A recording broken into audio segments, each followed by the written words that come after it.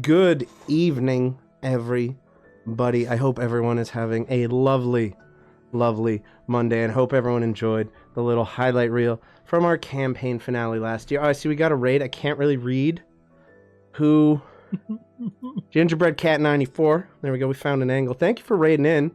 Sorry I had to raid into all of this.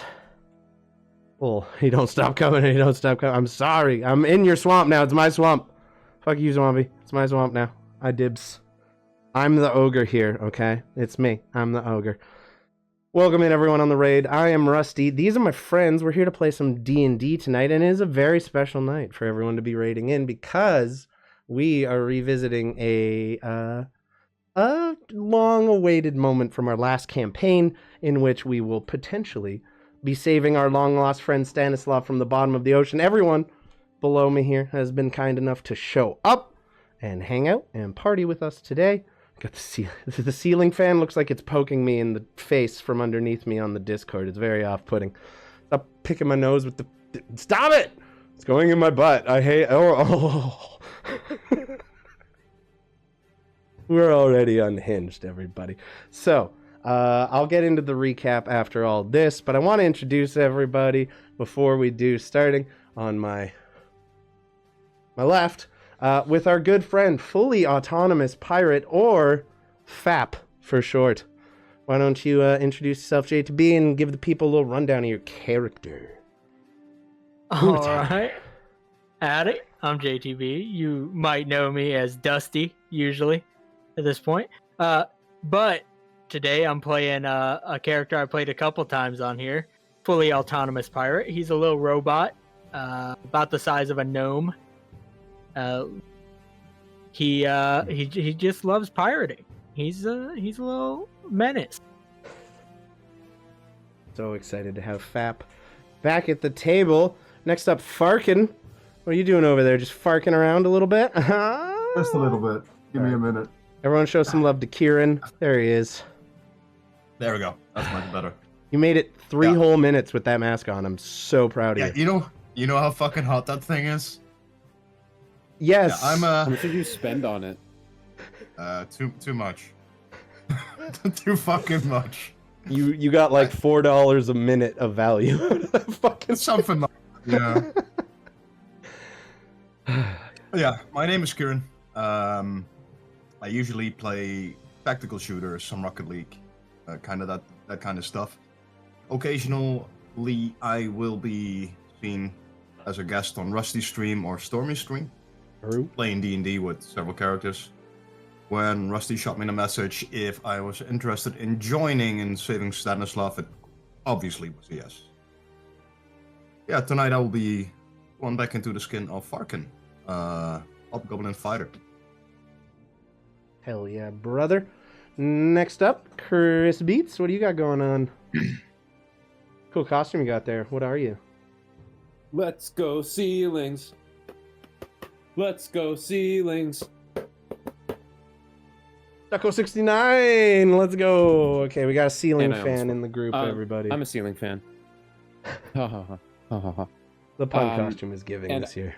And I will be playing the namesake of this one-shot's brother, Ilsavir, the purple-skinned monk / cleric tiefling, who's a priest of Kalimavor, wears a sick bone mask or skull mask, and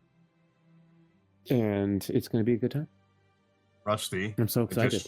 Els changed his nickname and fucked the whole overlay. I didn't fuck the overlay, bro. It was already messed up. I was Ilsavir. I moved myself over to Mr. Maker. Fair enough. We will fix all that in a little bit. That's fine. Let's just get through the intro. I fixed me. That's what I did. Oh, I'm Gregory. Yeah. Yeah, I was trying. That's the whole time we started. I was pointing down. I was trying to help. I know. Next up. I'm so excited for this. I've been waiting for so long. Same. Ryan, what you got going on, homie? Oh, you know, just little old me, little old Gregory hanging out over here. I had to dress up as Gregory. He's just a little guy. He's usually pretty nervous.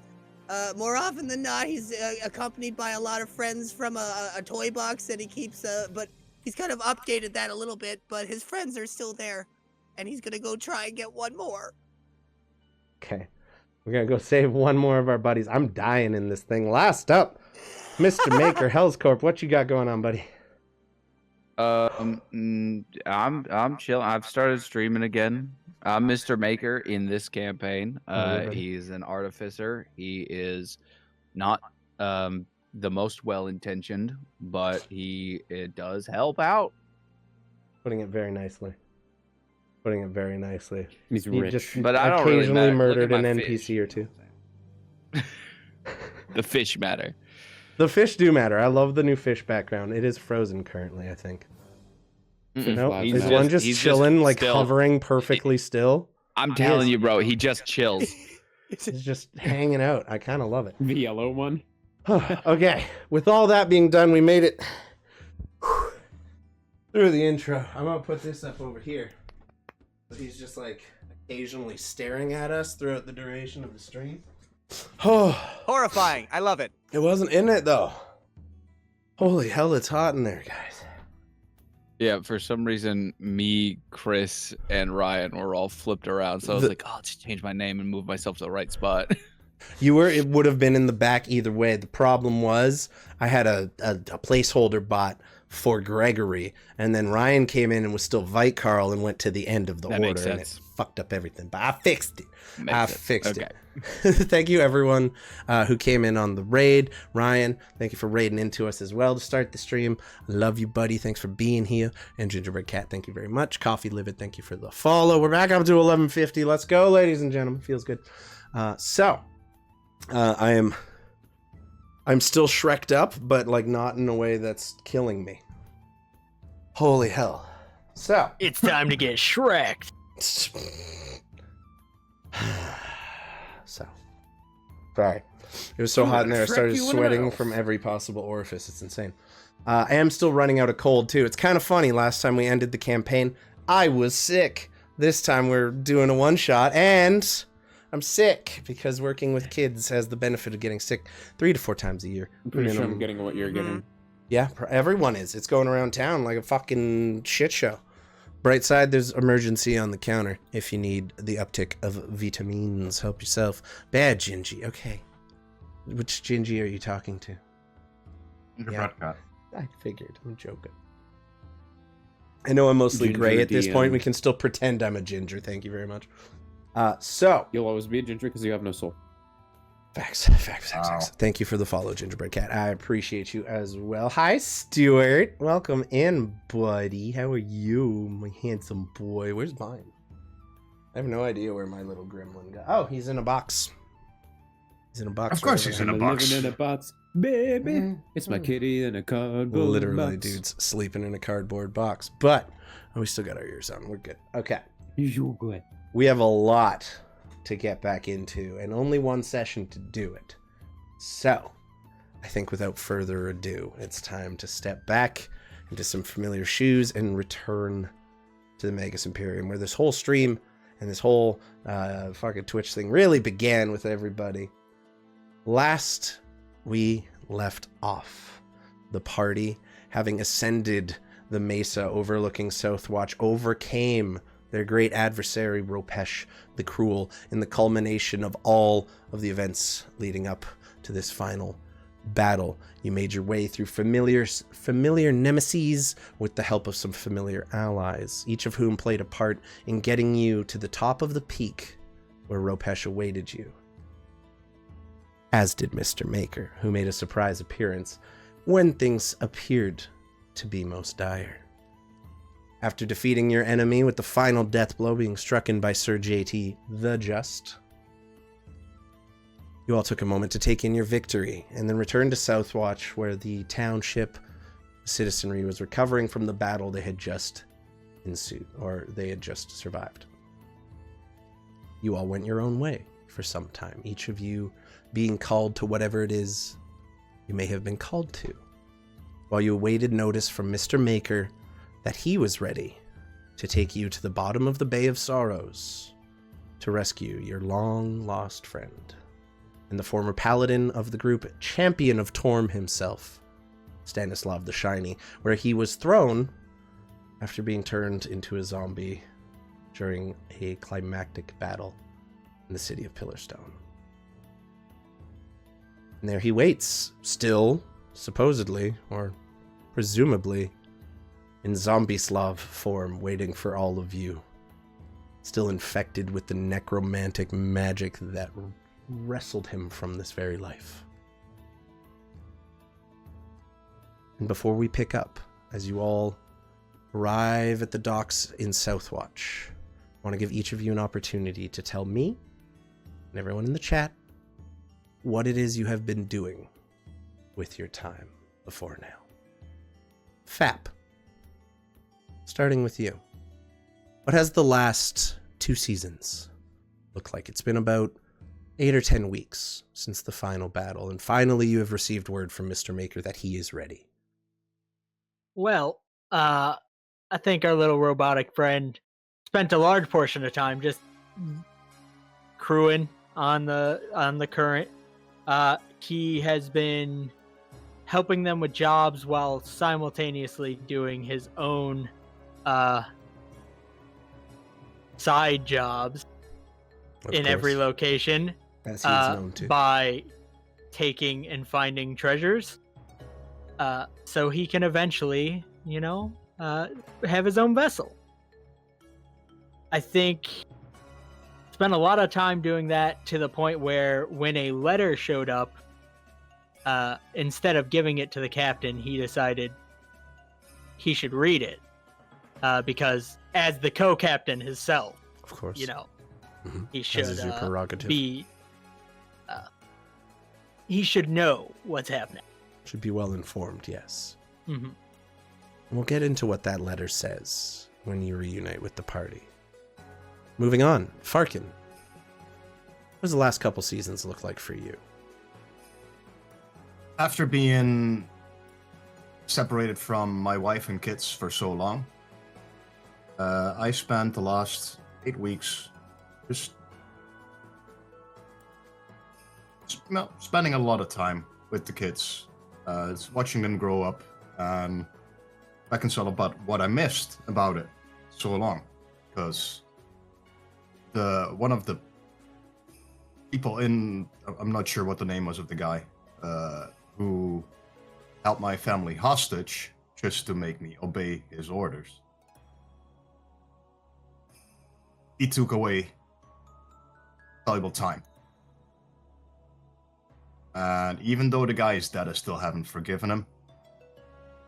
But before I went my separate way, I called out to the party saying, if they ever needed help, use the stone and contact me, because I consider myself in their debt for saving me from slavery.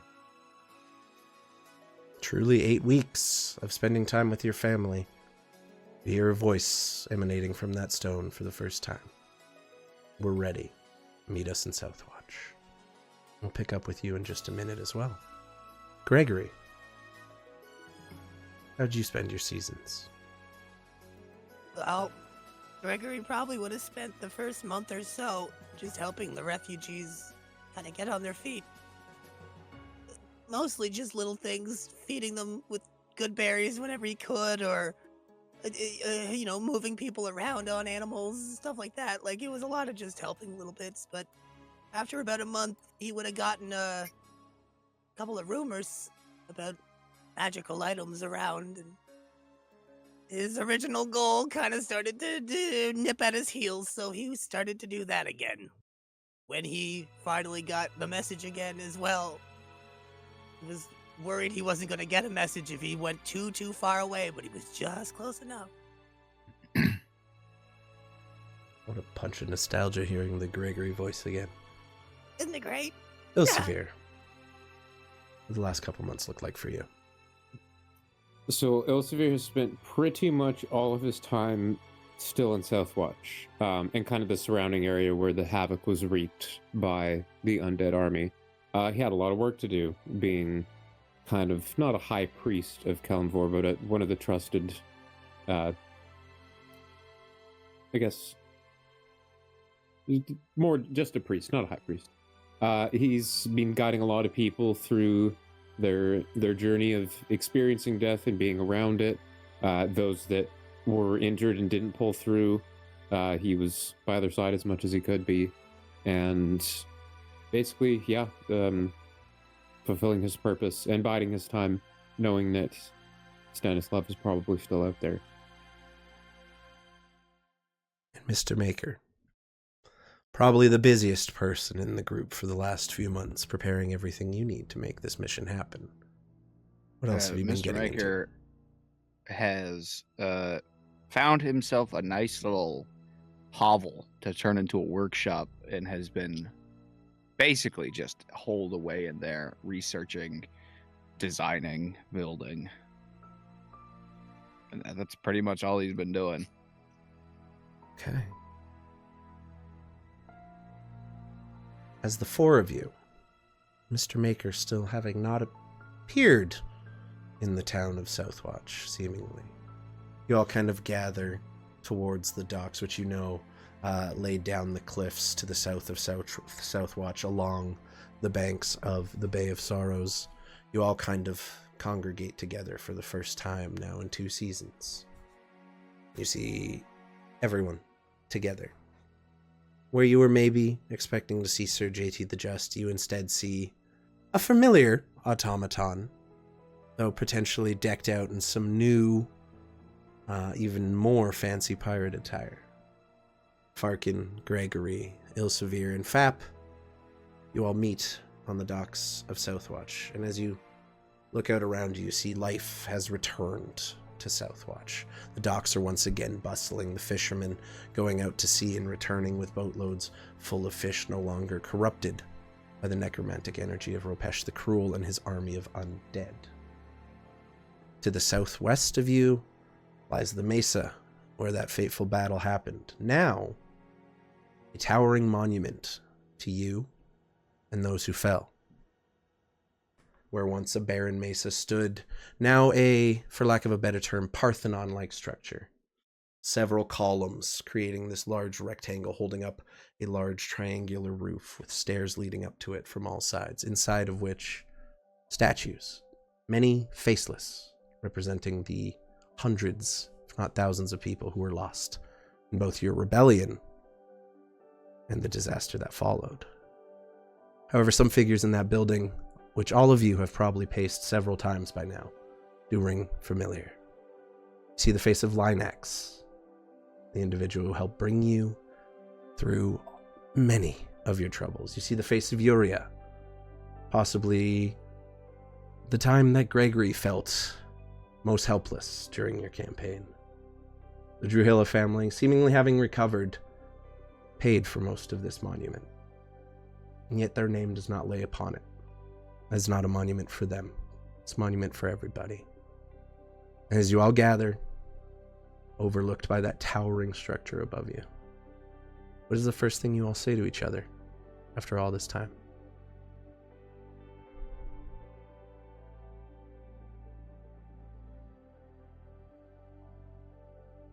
Ahoy, mateys!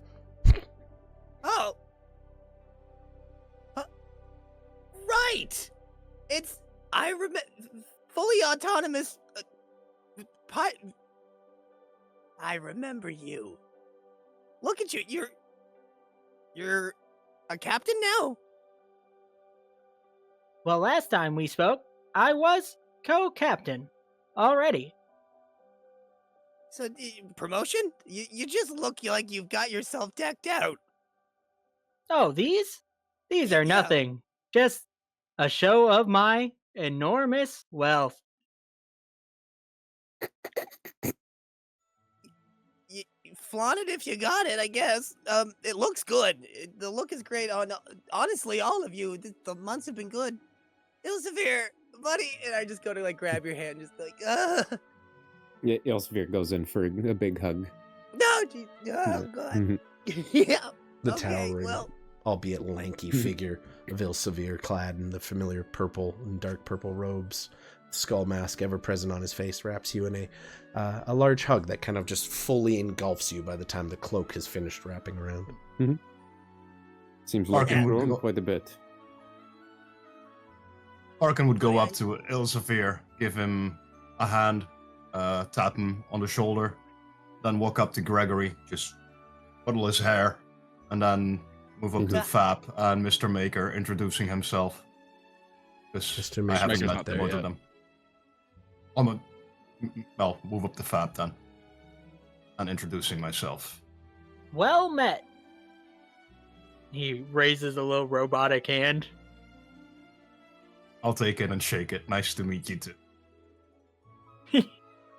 As you shake it, he's not the strongest of creatures.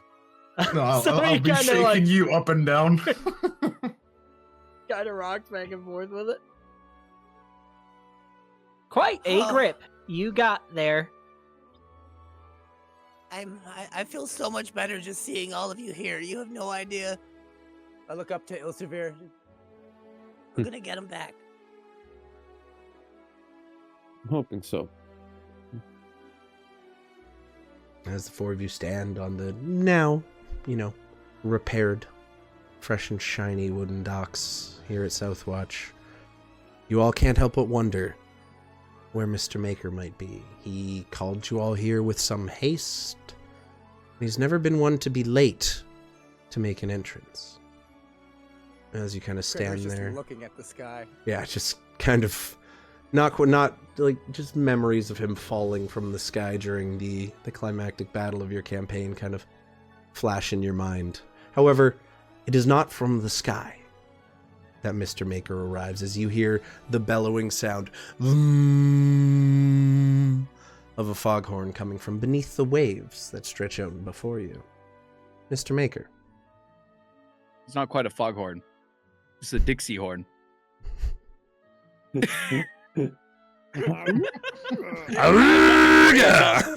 beneath.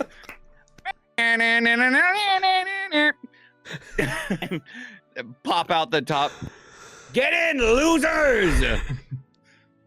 You all see a familiarly clad, though somewhat more aquatic-looking Mr. Maker rise out of the waves in what can only be described as a heavily reinforced, floating, giant beer keg-looking device, the likes of which none of you have ever seen. There are strange mechanical arms folded up on either side. You see two spear guns kind of mounted in these strange bubble-like glass devices on either side of this vessel, and popping out of a hatch at the top, seemingly unbothered by the fact he was just beneath the ocean, rises Mr. Maker, triumphant as always.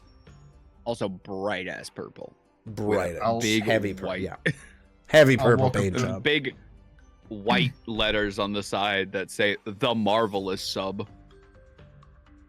I'll walk up to Ilsavir and tap him on the shoulder. It's like, who's that? And what the fuck is that vehicle?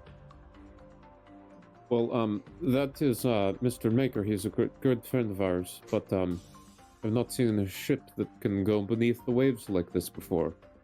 Rather interesting. How does he find And a I'm gonna new make my to way do an over to- entrance? Every time. To where he Well, is. last time I came from the skies. This time I decided to come from underneath you. You know what I'm saying? Next one shot, he's gonna Getting come out of the toes. ground in a fucking drill, like tremor worm type thing. Behold! What a marvelous vessel. Yeah, a legitimate cheese. So, that thing's gonna bring us down to the bottom of the ocean.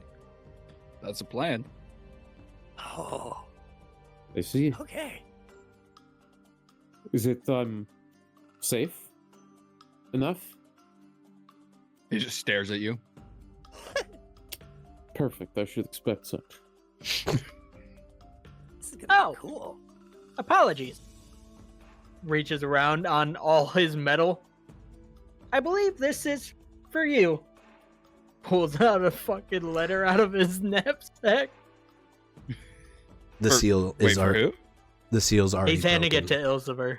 on this letter. It is a very familiar seal to, I guess, just Gregory, as Ilsavir was not present the last time you would have seen this sigil. And as it's handed to Ilsavir, you look it over and kind of show it to the rest of the party.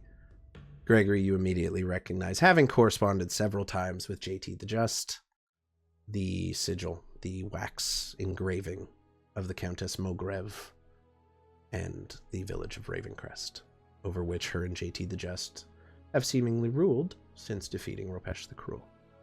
Oh my god, it's the hot vampire! Nice, rich lady! You open the letter? Oh, interesting. Yeah. I'll read it out. JT the Just. Let's hear it in your own words. What does the letter say? Yes!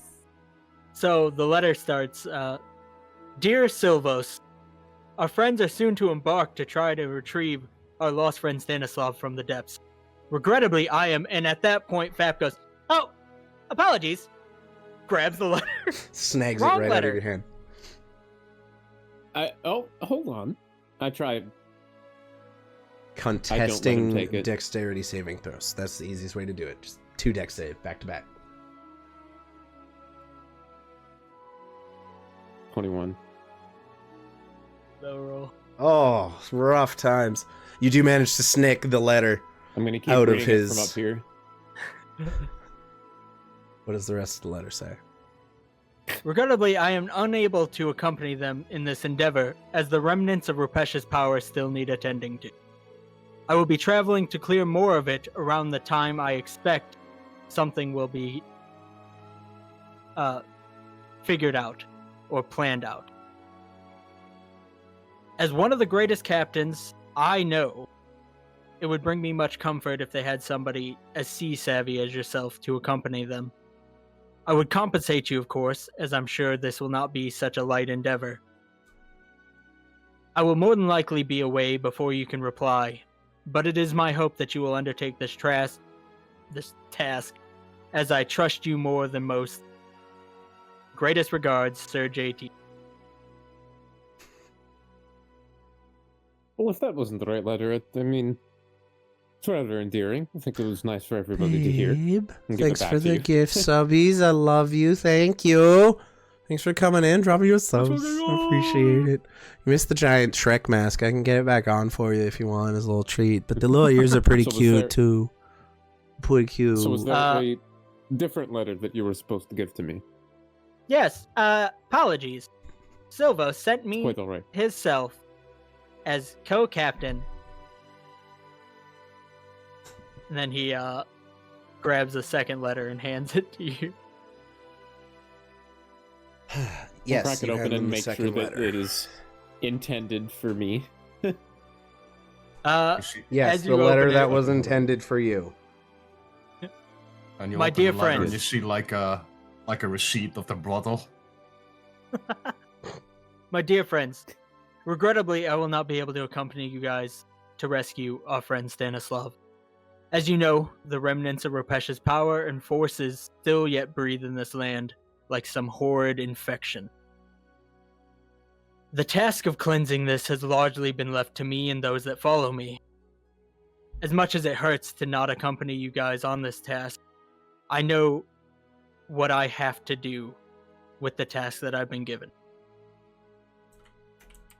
I will be taking off soon to go clear more, but I could not think of a better group of people to leave this task of rescuing our friend to than you guys. So fucking hot in there. I trust you guys well, and in my stead, I have asked the captain of the current to accompany you guys, as I think it's wise to have somebody well acquainted with the sea. Truly sorry, but I do have faith in every last one of you. Torm's light be with you, Sir JT.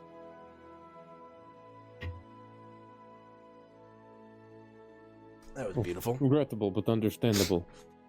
Yeah, I honestly, if he were here instead of out there, I'd be worried. He's the best one for that job. No problem. And Alright, so, well, as co-captain of the current, I am here. You very know, good. I'm honestly, glad to have someone here with his trust. exactly. I agree. This is gonna be good. Silvos would have been good though. I'm not saying you're bad. Well, unless anybody needs to make any preparations, I Suppose I'll step aboard this strange but fascinating vessel of yours, Mr. Maker. Okay. Mr. Maker, you return inside your vessel as Ilsavir takes his first step. You notice he could pull it right up to the dock, and you can literally just step over right onto the top, make your way down this kind of thin, a little bit unwieldy ladder. You gather Mantuka would have likely had trouble fitting through this hatch at all, as would JT, most likely. Farqen is even going to be a bit of a tight squeeze. But you gather you'll make it work. And as you step down, one step at a time, and lower yourself beneath that threshold of the door, you find yourself surrounded by, a myriad of technology, the likes of which you, again, have never seen before.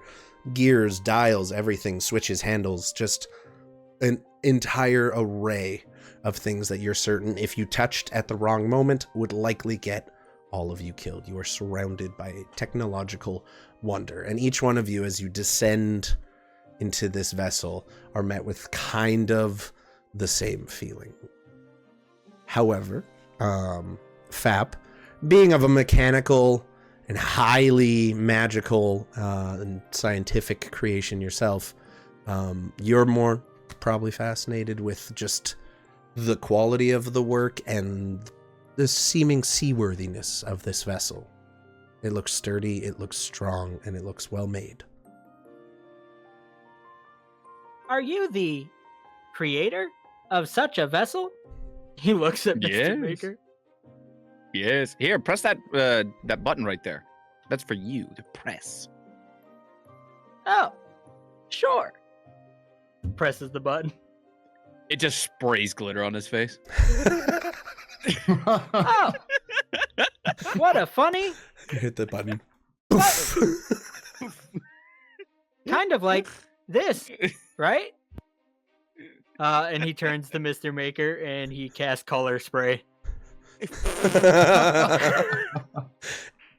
As this is all happening, we're just gonna quickly swap to the perspective of like a fisherman on the dock who now watches as the windows and portholes on this thing start flashing different rainbow lights and glitter flies around, poof out the top of the door. You just hear ah! This vessel is surprisingly similar to myself as the color spray fade. You're all just like kind of taken aback by all the bright fireworks level colors happening. Meanwhile, it looks as if like Mr. Maker was not affected at all, as he's now behind F.A.P measuring his like width. You have a surprising amount of dexterity. UI, look at this fucker. Yes, I am. Speaking of which, agile.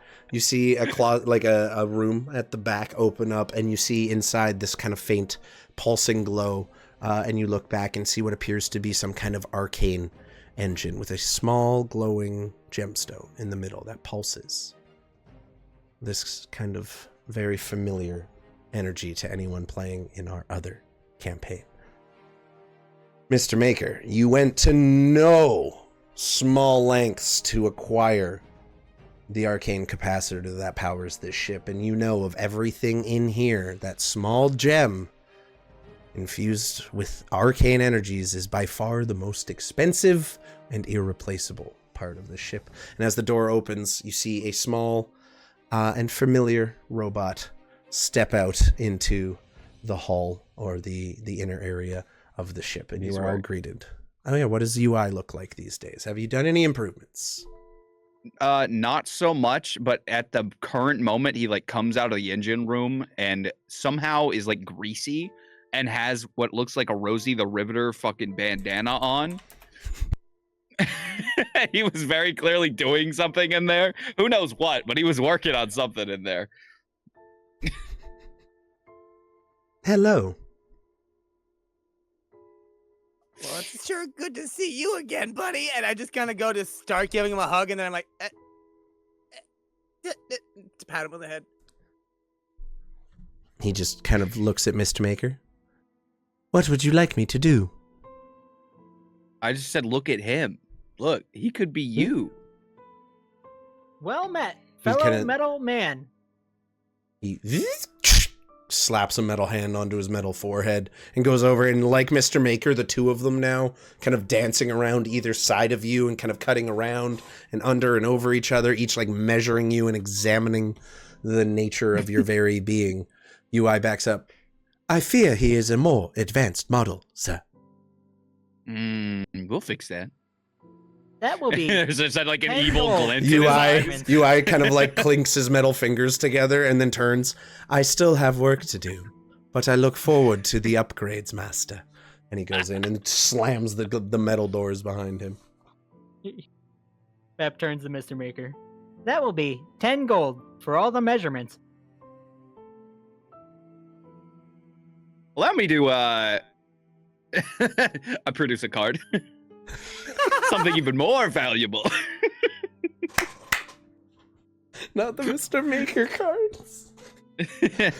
I say, for your trouble. And I just stuff a card that smells like lavender scent just down in whatever weird, like, crevasse I can find on you. And pat you on the back and then fucking go about my business. If you had a sense, F.A.P. I'm guessing you do have a sense of smell. You are technically a living automaton creature, so we'll say you do. Yeah, it smells like cheap lavender, like those little trees people get to air freshen their cars. Just straight up lavender, right to the temple, like just right into your senses. Kind of makes your eyes. If you had eyes that water, they would be, but you're just left They oil. with that. As you all look around the vessel, you see 4 seats, 2 on either side, each with a couple of strange devices on them. You see a captain's seat, and then of course the 2 kind of spherical glass structures on either side with the massive spear launcher jutting out of them.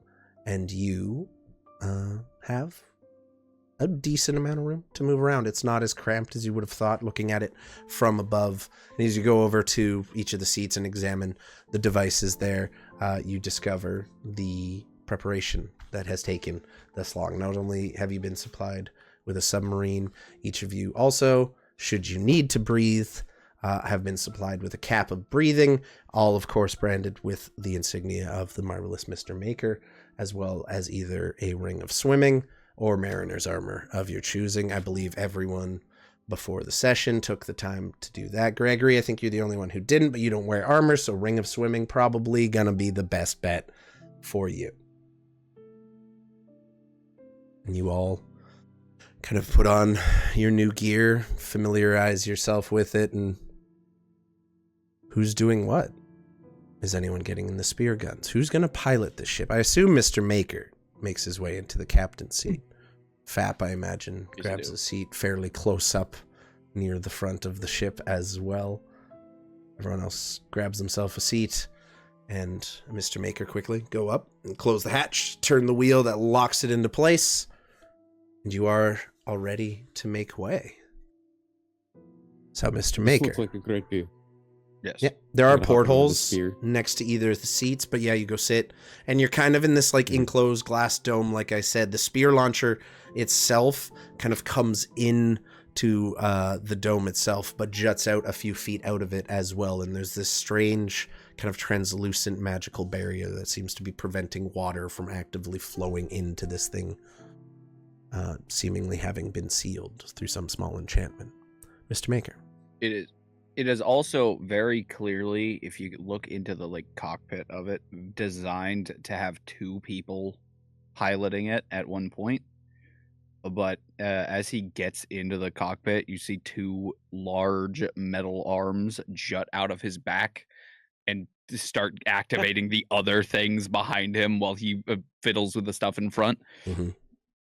You all watch as Mr. Maker's backpack basically comes alive. These large metal robotic arms coming out and all pressing different buttons, pulling different levers. You feel the vessel begin to just slowly jerk you back as you pull away from the dock. You hear the hum of the arcane motor, and then you hear like a little and then the sound of metal clanging on metal as UI smacks something hard with something hard.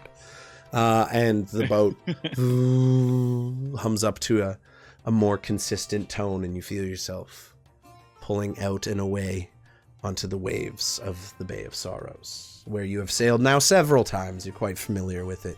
The seas are tumultuous, unpredictable, and full of all manner of dangerous creature. Potentially none more so than the undead paladin who currently waits at the bottom of the ocean. As you guys kind of pull your way out and make your way into open sea, as you're leaving the dock, Mr. Maker, I need you to make me an ocean vehicles or a water vehicles check, please. Which would be how? If you're proficient in water vehicles, you would have a proficiency. If you are not, it would just be dexterity. I don't believe I am, so I'm just going to roll dexterity. You're proficient in building them, you just haven't had much time sailing them yet. That's fair. Yeah. I'm willing to believe that. That checks out. Can I give him a guidance? If you think he needs it, sure. Give me always 1 second here. I've made a mistake. My graphics acceleration is on and my shit is fucked. Oh no. No. Yeah, I'm sorry. Oh, it's so bad. 1 second. It's awful. No. I just want to say I'm so happy to be doing this. This is great. I am on call for work and I'm just praying that fucking phone don't ring. So we'll see what happens, but like at very least we can do a part 2. I'm fucking stoked. I'm so happy to be here, guys. I love you. I've missed this. I have too. I love our new campaign, but it's excited. fun to be back. It's nice to be back. Did that dex roll go through? I don't know what it was. It did not. Okie doke. I think you rolled 20. Then I just will refresh. roll it. Let's see. That did 11. Okay. And you said guidance? Yeah, Do I so roll guidance? D4 for you. D4? Yep. Cool. As you begin While docking Mr. your Maker way. is Maker 12. is doing this, Farqen is checking out the spear guns and everything. Okay. And take the seat. All right. You also grab a seat in the spear gun, opposing Ilsavir, and it's basically just like a small staircase that leads up to these pods, so you can see across and see each other, and still see a little bit into the main hull area. And you notice as you're kind of walking up the stairs, there are 4 spears hanging on, like 2 on either side of the staircase to use as your backup ammo, and 1 already loaded in. So you each have 5 shots. And that's the thing that stands out most to you, is the amount of ammo you have. You each got 5 to work with. The weapon itself seems quite simple. It kind of has this weird rocking motion that allows you to pivot and kind of turn ever so slightly, though you kind of only have about a 90-degree angle out from the gun based on which way you're turning to be able to adjust the spear aim. But really, there's just 2 handholds that you need to aim, and then you press 1 button, and that appears to release the mechanism that will shoot the spear. Appears very simply designed. So Yes. it was at 12, but I flash geniused it, so it would be 17. I don't know why that went through with another roll. Oh, okay. Perfect. I had a guidance I to don't it know, too. but it would have been 17. The guidance was the custom D4, wasn't it? Oh, Yes. You begin backing out, and for a second, you're still not quite used to turning this thing. It's about 20 feet long. It is quite big under the surface of the water. You're just a little concerned that the front might scrape against the dock, but you managed to pull it out of the dock without any issues. You just narrowly avoid scraping the front end of your ship, the bow of your ship, on the docks. But then you turn, and you, again, as the ship stops, you feel a slight jerk as you begin to move forward now, catching your way. Are you descending right away, or are you kind of hanging out at the top and making your way along the surface of the waves? What is your trip looking like here? I also need a survival check from somebody to try and guide the ship, or the person steering it more accurately, to the place that you remember Stanislav being lost. I think I have a pretty good idea of where he was. I'm going to stay near the top, by the way, until we get to deeper water. Okay, so you kind of like stay at the crest of the waves, treating it more like a normal ship. And also, you traveled a long way for this surprise entrance and everything, and it got a little stuffy in here. So it's nice to kind of let the hatch open for a little bit and get some fresh airflow in here. With that, okay. Yeah. 10 to You're survival. kind of sitting across from F.A.P in the two front seats, and as you kind of look out, you place your hand on Mr. Maker's shoulder, and that guidance kind of passes through in the form of you recalling where Stanislav was lost based on what you have been told, the research and study you have done in your own independent time.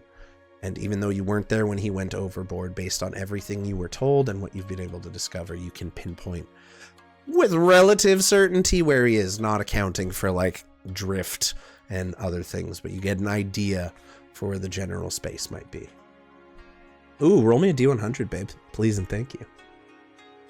This could be fun. This could get fun I swear to God, quick. if this is going to be one of those This could get rules. fun real quick. Like a hurricane. I mean, bright side, if it is a hurricane, the easy solution is go down. Not quite. Pretty close. So, as you all make your way out to see what was once a clear, sunny day that allowed you this spectacular view of the monument dedicated to the heroism of all who participated in that grand rebellion and the events that followed, looking out the other horizon through the portholes, you see dark, gray and gloomy skies beginning to just make their way towards you. The seas become rougher as the winds pick up, and you see what appears to be a solid wall of rain, basically. Like, you can literally watch on the waves before you as the water droplets essentially move towards your ship, and you pass into it, and you are caught in an absolute deluge. Mr. Maker, you ordered the hatch closed. UI quickly scrambles out of his place, goes up, closes it down, zips it shut, or turns the wheel and shuts it, and you begin to descend as waves begin cresting over the surface of Mr. Maker's marvelous submersible. And you descend further down beneath the waves. And while you can occasionally, looking up, see the flash of lightning and hear the rumble of thunder as you sink lower and lower beneath the waves, all of those sounds begin to fade. And you are left... I'm going to take that as a sign we're going in the right direction. That's how I've decided to take this. I mean, if you were going to get a storm... better now than if you're trying to escape from something. Just saying. Saying. I think at some was just a point, little bit too big. at some point during all of the descent, F.A.P went into the cabin's room. It's just examining everything, as well as when your arms are pressing things, he's just kind of watching them and seeing what they do. Anytime you go to like touch something, one of the arms Just slaps you away. Fair. You know, I think that if you just tell me what these do, I could probably pilot this vessel quite well.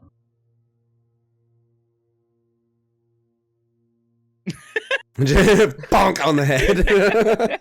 Mind you, when he says that, he's not talking to Maker, he's talking to the arms. Okay, you're like talking to the backpack. That's so funny. Yeah, you're talking at the backpack that kind of converted into this thing, yeah. Easily done. The arms don't seem to answer, but one does bing, kind of just bonk you on the head. Ow. He does come That with was the not highest very recommendation The arms, by the way, are not automatons. They are fully controlled by Maker. Of course. He does come with the There highest is recommendations not from the a captain single that I trust, bit of Mr. Maker. autonomous to them. Okay, Ilsavir, repeat that one more time. Let's Sorry. try to make sure we're all talking at different times here. It's getting hard to follow. Yeah. He does come with the highest recommendation from a captain that I trust. Maker's just a fucking Just piloting the That's sub. really He's what it like, is. He's just "Mhm." I kind of like that. As you're just driving the sub, you're like, okay. Continue descending deeper and deeper into the waves.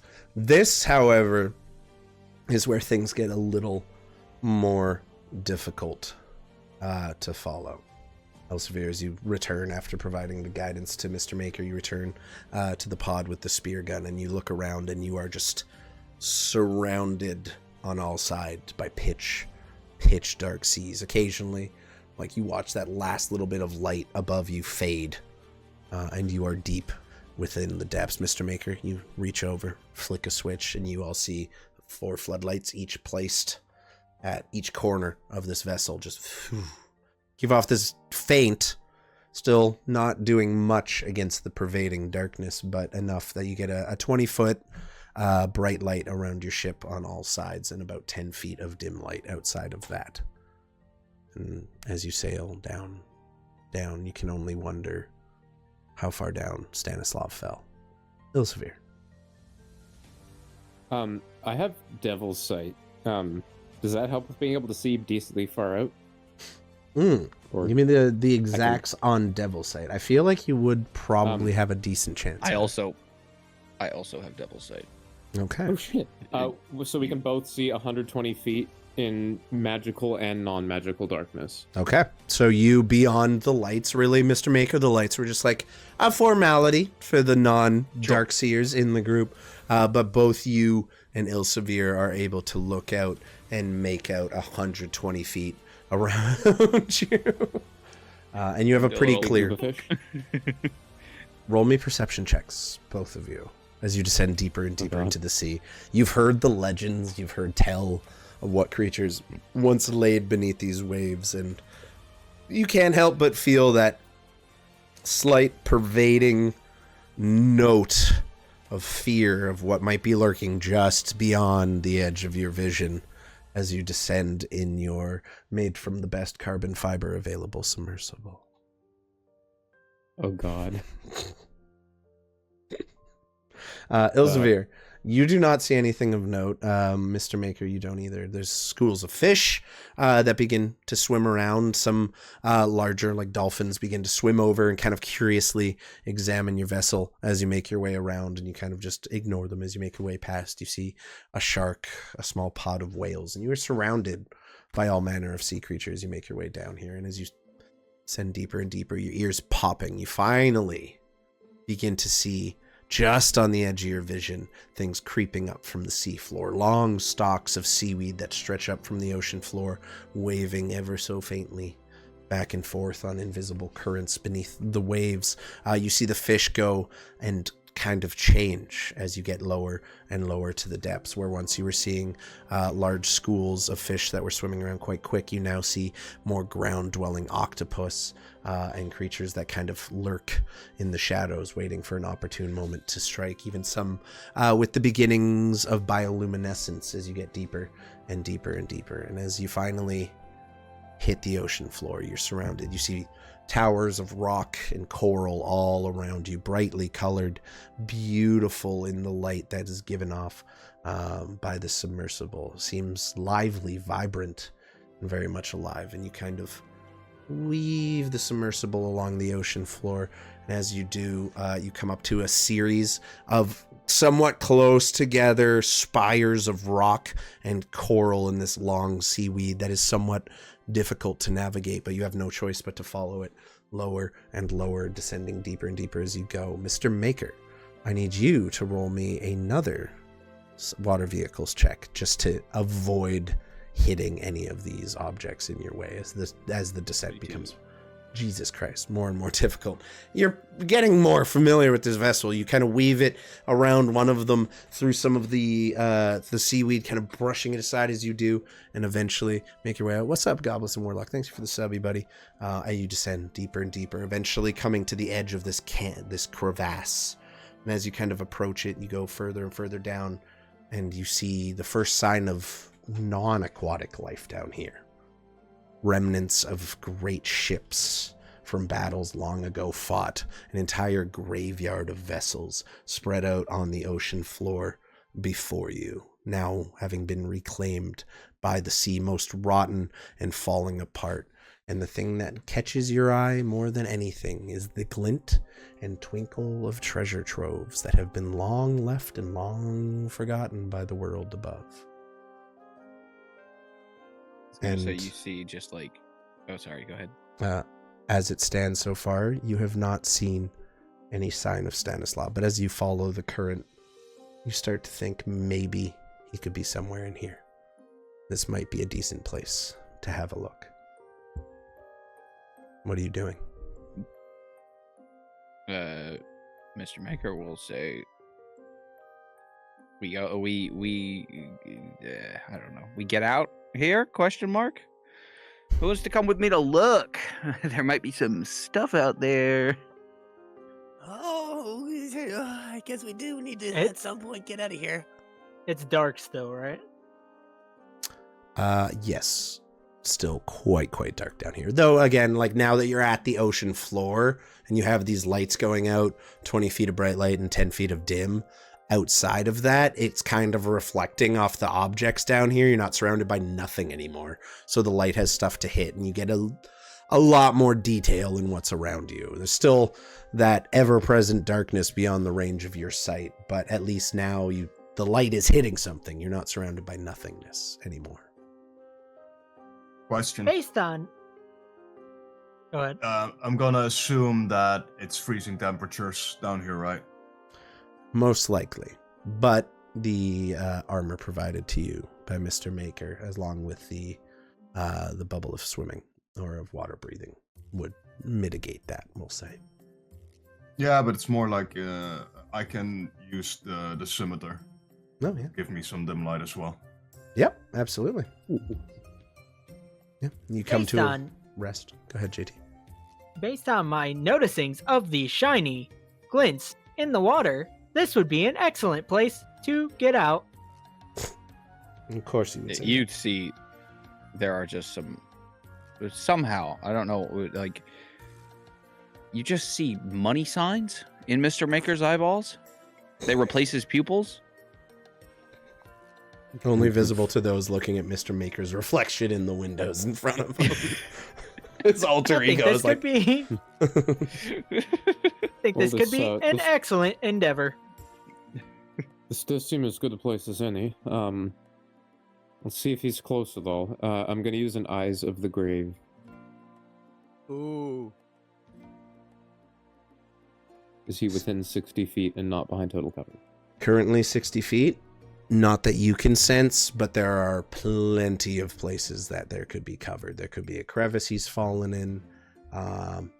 And looking around you, the ship graveyard spreads out for hundreds of feet. It looks like this, as you know, the Bay of Sorrows has been the site of dozens of battles. Hundreds of thousands of people have died in these waters, along with the thousands of ships that bore them upon them. And this kind of just stretches out for almost as far as you can see. Well, definitely as far as you can see in the darkness, but you know what I mean. Yes, Mr. Maker. Would it be too much to say that in preparation for this journey, Mr. Maker made like mini handheld floodlights, like little flashlights, to try to shine off of Stanislav because he knows how shiny the motherfucker is? I'm going to say roll me an intelligence check, just straight intelligence, and that's just to see how quickly the design, creation, and building of the submersible went, along with everything else. Okay, so I will say you did have time to make these small enchanted torches that give off a beam of light that takes about 20 feet underwater. Sounds good. It's not even for like sight because of the whole devil's sight thing. It's literally just because he thinks that it would be easier to see Stanislav. See shiny because it'll like glint off him. Yeah. Fair enough. Is that just for you, or is there one for everybody? I was hoping for everybody was my idea, but if that's too much, roll me a D5. It can just be for me. D5. How do I? D6 minus 1. Okay. If it's a 6, roll again. You can. You can literally put D5. I'm just because there's 5 people. So yeah, no, for sure. I just it caught me off guard. Yeah, you can just you can 1d5. command D5. Yeah. Okay. /D5. I should have just No, said D6. that's not working. Yeah. Slash No, just roll roll a D5. D6. If it's a 6, roll again. Okay. F.A.P's I'm 1, sorry, I'm Farqen's 2, stupid. Greg's 3, Ilsavir 4. It was a 5. Mr. Maker. Okay. You did manage to make enough for everybody. Awesome. I pass him out before putting on the wetsuit, basically. It's gonna be like a game of How does- Faz when you're loading out and you don't have enough flashlights for everybody and you gotta pass them I around. turn it on and it's pointed right in my eyes. Ah, that's rather effective. Yeah, it's this F.A.P does bright. the same, Mhm. except he just pulls the eye patch down. The other eye begins twitching ever so slightly as you're doing it. But you all have, of course, your gear to allow you to breathe underwater. You have these small torches that give off a 20-foot long beam of light that is like a cube of 5 feet. You straight line it 20 feet out from where you're looking. Excuse me. And it appears like you're ready to go. And as you're wondering for a moment how you're going to get out of this submersible under the surface of the ocean, it appears Mr. Maker has thought of that as well as he turns the wheel, and you all begin kind of having to awkwardly walk along the floor and then onto the wall and then onto the roof as the hatch, now pointing downward. Mr. Maker goes over, smacks a button on it, and it poof, just shoots out and opens up. And somehow the water does not come as through. It's rotating. You're just dexterity, like rolling along with it. And as the hatch is forced open through arcane means, the water does not rush into your vessel. Oh, very good. Cool. For a moment, I thought you were going to drown everybody, but myself. That is an idea. Don't But worry, I think we all have not today. equipment to breathe under the water. Well, let's set on out into the great, deep, dark, scary, unknown wetness. Okay. Oh, come on, I'm sure it's not that bad. It will be As- fine. And I'm gonna... Okay. As you all prepare to step out, you all make your way, standing in a circle around this hatch.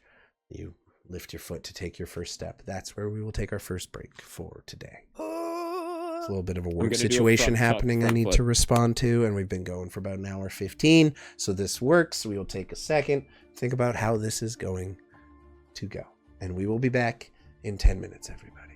We'll catch you soon. Don't go anywhere. Stewart, my sweet boy, I love you. See you soon, guys.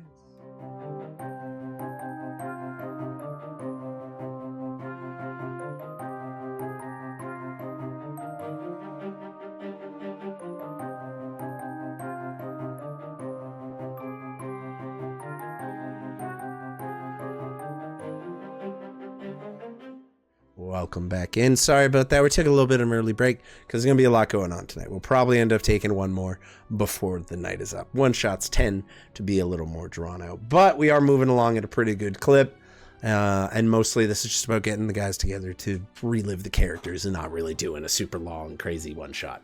That being said, I have prepared some pretty crazy shit. I'm really looking forward to it. Let's pick up where we left off. The party, equipping all of their aquatic gear needed for this venture, about to step out, put their hand onto their helm. Was it a helm? Cap of water breathing. I guess choker of water breathing is what we ended up going with for Mr. Maker. So you're all given these basically leather straps with a button in the middle, and you're told hit the button, say the command word to activate or deactivate it as needed.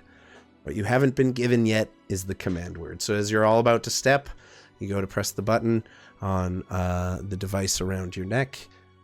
And Mr. Maker, what is the word? All right, everybody. All you gotta do is you gotta hit the little button, and then you just say "fart ball," and then they will activate for you. Fart ball? You realize you're already holding it as you say fart ball, and this entire kind of translucent cloud, almost like a fishbowl, but a little more difficult to see through because of this faint greenish tint that has kind of stained the bubble. And it's not glass per se, it's more like a bubble you'd see a children playing with, like blowing bubbles, and it kind of moves awkwardly as you do. And Gregory, as you activate yours by accident, what is it Gregory smells on the inside of his fart ball? Not lavender, that's for damn sure. It smells just... It's not like overpowering, but there's definitely just a slight body odor that you can smell in that. Mm-hmm. It's kind of musty. It's a little pungent. You can kind of taste it a little bit. Yeah, But just a you little notice, despite the taste and slightly present smell, you can breathe comfortably in this device. And if you look down, it's just for a second, but as you activate it, a little tiny like plaque floops out in front of it, and it says, "For full functionality, please pay the subscription fee."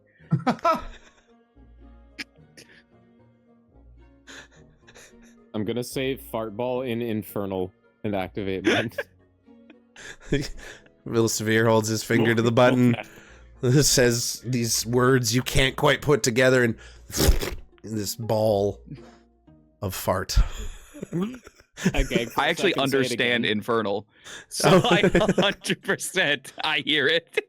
You hear him say fart ball with no accent whatsoever. You just him just speaking plainly to you for the first time since meeting Ilsavir. He speaks his native tongue to you. Hell yeah. Also, everybody else can understand me somehow. Oh, really? Yeah.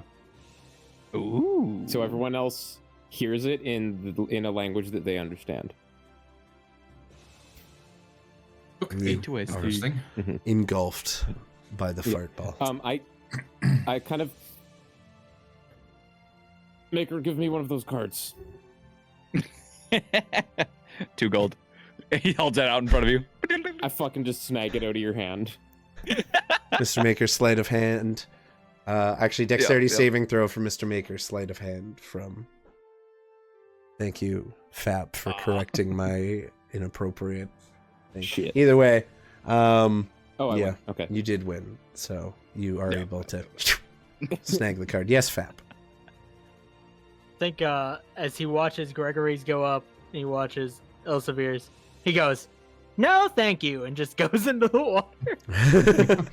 You watch as F.A.P issues a very polite refusal, steps 1 foot out over, and just and as you are made of metal, you do begin sinking immediately until you like the armor that you've did you take the ring or the armor? I can't remember off the top of my head. I got the armor. Okay. As you feel the armor begin to take effect for the first time, you familiarize yourself with the feeling of being able to swim for the first time in your life. Every other time you've gone in water, you sunk directly to the fucking bottom of it, and now you're able to swim and move around, albeit somewhat sluggishly, but still comfortably.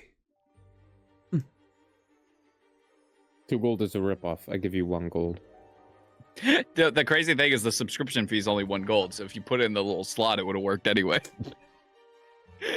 That's when I take the gold and pocket it. The bubble, shove the card under my mask, and reactivate the bubble.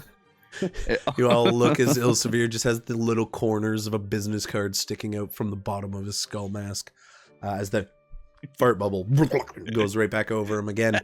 Farqen, you are the only. Well, I guess Mr. Maker has wait to daunt his yell, but I'll wait till last. I feel like he's going last on this one. Farqen. Farqen presses the little button, says fart ball. The bubble activates. He inhales deeply. That's just like my hometown, and just steps out the vehicle. Nice. After everyone else's has got up, Mr. Baker presses his button, bubble, and a very perfectly clear, fresh linen scent ass bubble appears on his head. That's what So you get with the too can have paywall. this with a subscription. Does anyone? I should ask. Does anyone pay the 1 gold subscription fee? No. No, it's sticking the fart bubble this whole time. Okay. That 1 gold was the only gold that He has Ilsavir on had his him. person. This is his lucky I gold used to piece. sleep in a tent with Mantuka. This is nothing to the. I'm fine. That's a good point. That's a fair point.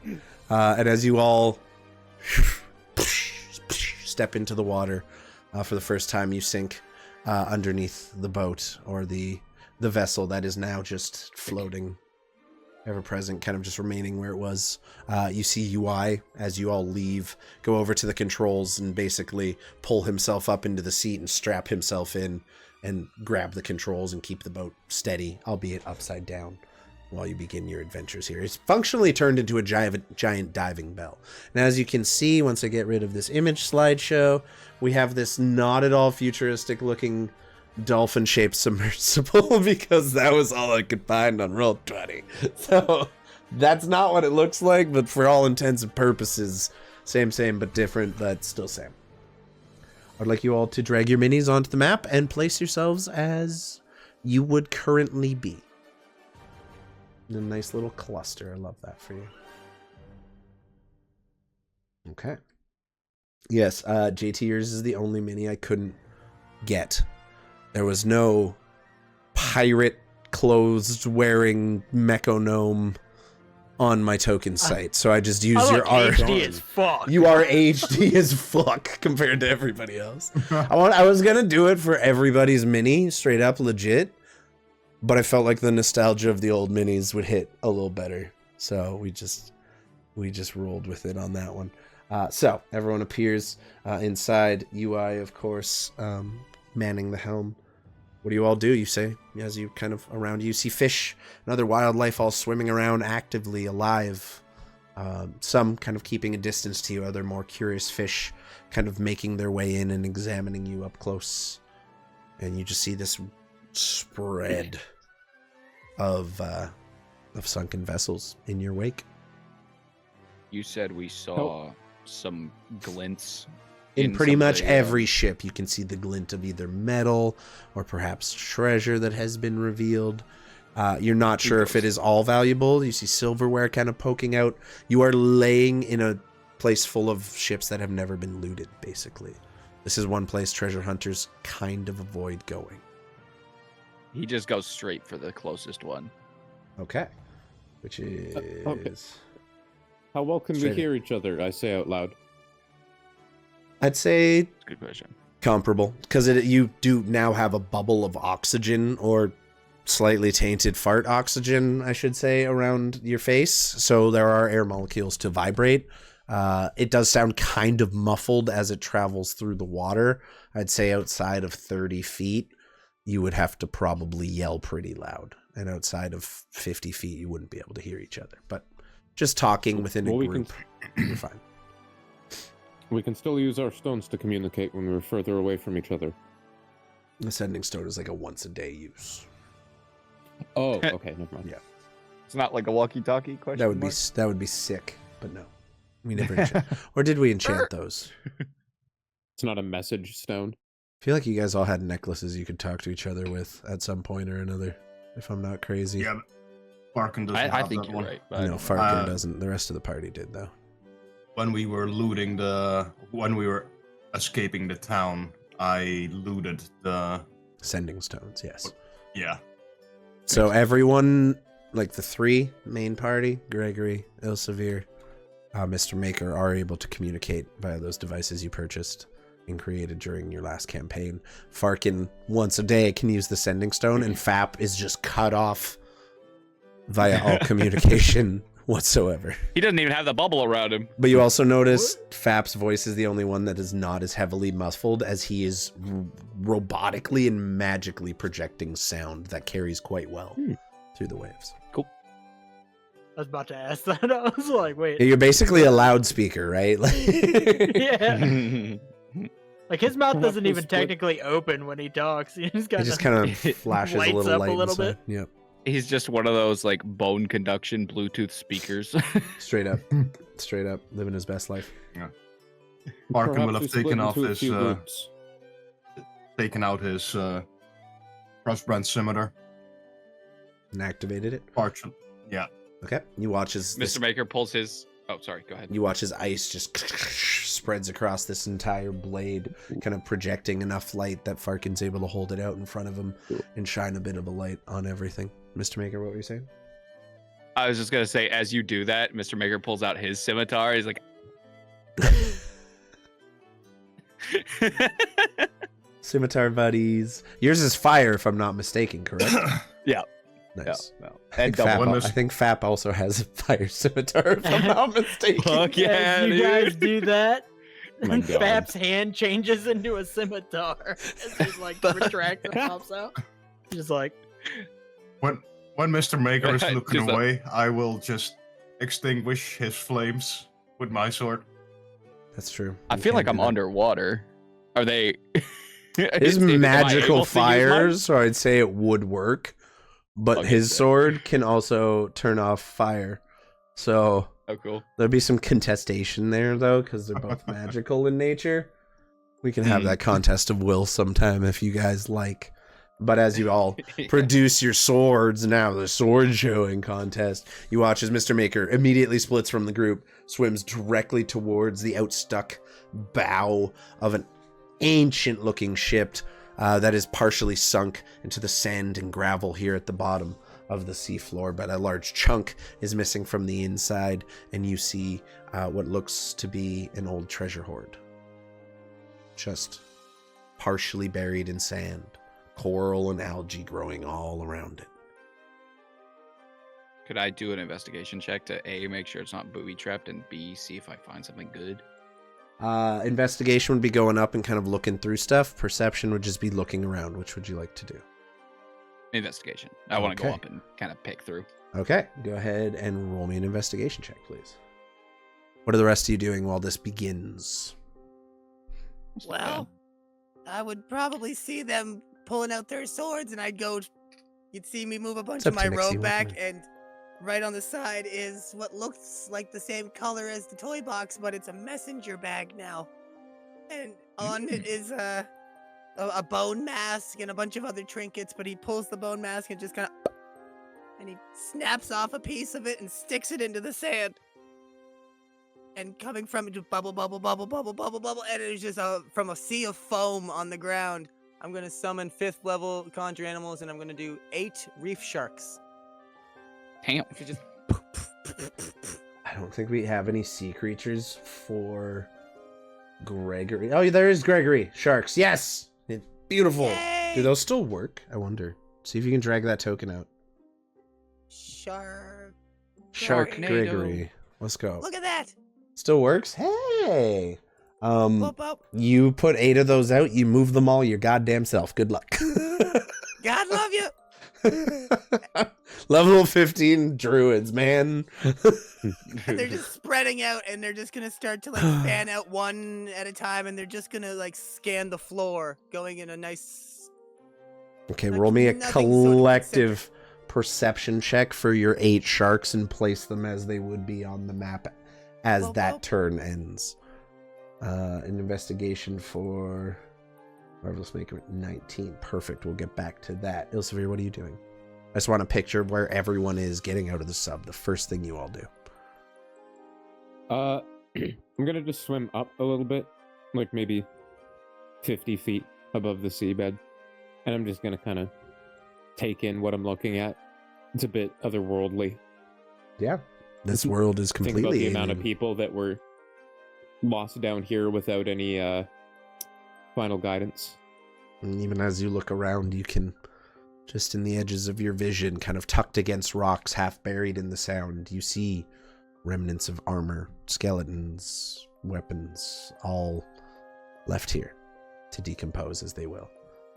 But still a part of nature. Oh, wow. Wow, Kayla advantage. Wow. Okay, got you. You suck. Your sharks are terrible. Okay. So you put those sharks wherever you lowest want. I've ever rolled. Put those sharks where you want those 8 sharks to be. Ilsavir is just swimming up. Farqen, what are you doing? Considering I do not have the necklace, I'm gonna do the next best thing and team up with F.A.P, because he can be hurt pretty much by everyone. Okay. F.A.P and Farqen. Farqen and F.A.P, I love it. Let's go. I'm a Farqen F.A.P, dude. Farqen F.A.P's a word. F.A.P, what are you doing? I'm gonna F.A.P and then we're As Farqen, clearly the most uncomfortable of all of you at this point, seemingly not even being able to really communicate together, has kind of buddied up to you, the other person who's seemingly on the outside of the communication circle and stuff, and you form a little pair. How are you taking the lead? What's up, Cena? Welcome in. Like this little spot on his hat opens and a little, almost like an antenna with a little ball at the end pops up for a bit. He touches it and he casts light on it and it starts to glow around. You begin emanating the light spell from your person. If you want to put an aura on yourself that depicts how far that is, go for it. And where do you guys move, or do you all just sit tight around the sub? Well, once there's light, wherever he sees the glint of treasure or potential treasure, that's where he is immediately walking. Every piece of boat has some treasure in it. Take your pick. JT, question just normally. You got the flame scimitar as well then? Yeah. Okay. But yours is fire too? Yeah. Yes, we have 2 fire scimitars, 1 ice scimitar. Whole bunch of shit. Crystal staff. Okay, the of green is fate. dim. Damn. Hell yeah. The yellow is bright. Yep. Okay. Where do you lead Farqen? Where's the nearest treasure? Any ship body. Like, you can see remnants of silverware, treasure, art, all just laying askew for you to take your pick. This way. Okay, you make your way towards that ship. Gregory, you summon your 8 fucking sharks. Dick. Oh god, I didn't even see you had fucking placed them everywhere. Jesus Christ. There's 8 of them. There's 8 of I know. them. My babies. I as didn't you expect all them to be so separated. spread out, Mr. Maker, you make your way kind of slinking into the bow of the ship through a hole blown in the side, seemingly by either a cannon or some kind of ram that pierced straight into the hull and left a much larger than man-sized hole in it. You kind of slink your way in, find yourself in what appears to be an old treasure hold. As you go over, you begin kind of rummaging through stuff. You look through some of the coins. You check around to make sure nothing's trapped. And as you put your hand down, you kind of move some coins around, and you see just a flick of this kind of brightish purple as a tentacle comes out of the coins and immediately attacks you. And Sure. I'm going to make that with advantage. Can I see this from up where I am? Yeah. Yeah, you just see a flurry of movement, a tentacle come out from the treasure in which he was currently looking, and you 15 to hit, Mr. Maker. I believe that's not going to hit you. Most of you guys have very high AC at this point. Also, my AC is wrong. It says 16. It should be 17 because of the backpack, but I don't know how to add it. That's fine. We'll just have to remember it. Yeah, if you click your AC on D&D Beyond or right-click one or the other, you should be able to add another +1 onto it. Yeah. Okay, cool. Mm-hmm. Did it. Go Thank you. for it. No worries. No problem at all. Happy to help. It has been a while since we played these characters. So I've been reading through my fucking sheet. I'm like, what I do don't I remember any do? of this shit. What do I do? Okay, so this guy is going to appear on the token layer. The Ilsavir. JT's aura's only on DM layer. I don't know how to turn that off. Oh yeah, I don't see it. I think that's a JT thing. I don't know how to do. Okay. That's fine. I can use my theater of the mind. Okay. With that, I want everyone to select their minis and hit the initiative button, please.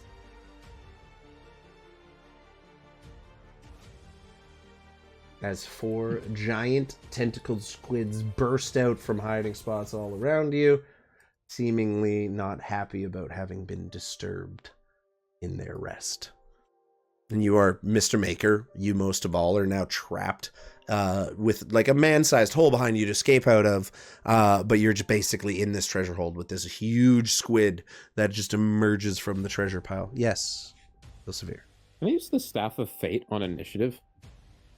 Does it include initiative? It says ability checks. I'd say sure, as that is dexterity based. I'm going to use one of the 6 charges. Okay. Ability for I might have to. my initiative. Okay, so it'll be a 15 instead of an 11? Mm-hmm. Bam.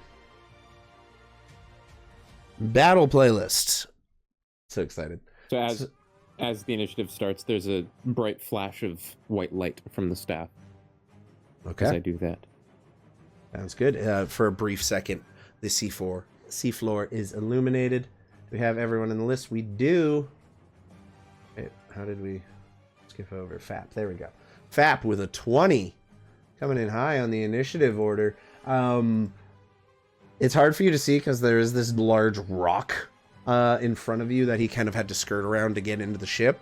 But you hear a flurry of movement, coins clinking against wood and other coins, and immediately In front of you, you also see this large purple squid emerging from the bowels of the sunken ship that you were just about to enter yourself, its comrade seemingly having been disturbed by someone. It seems these creatures were laying in wait for something, and you all happened to stroll by. What are you doing?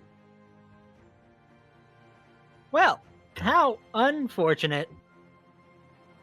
He's got the scimitar in one arm, Mm-hmm. and then in the other arm, he as a bonus action, you're gonna see this almost like dark inky kind of substance start to float out of the other hand as his hand retracts, Mm-hmm. and then just another really sharp blade pops out of the inky substance. Okay.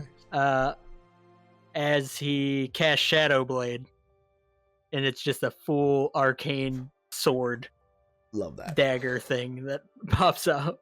Love that. Perfect. Okay. So, you draw your weapon. Do you move, or is that your turn? Yeah. Then he will also kind of shimmer. Oh no. No. Yeah, we'll just move up. He's gonna start swimming towards the octopus. Sounds good. You just begin making your way to the octopus, kind of jumping along the ocean floor as you do so, as you guys are at absolute depth at this He's point. gonna make a swing with the Shadow Blade. Go for it. Trying to beat an AC I of believe 12. it's just a normal attack. They are very large and extremely squishy. I don't know if this is gonna roll the attack, or if it's just gonna roll damage. It's just gonna roll damage. So I'm just gonna make a swing with the normal scimitar, or my scimitar. Sure. Yep, that would Shoot. count for me.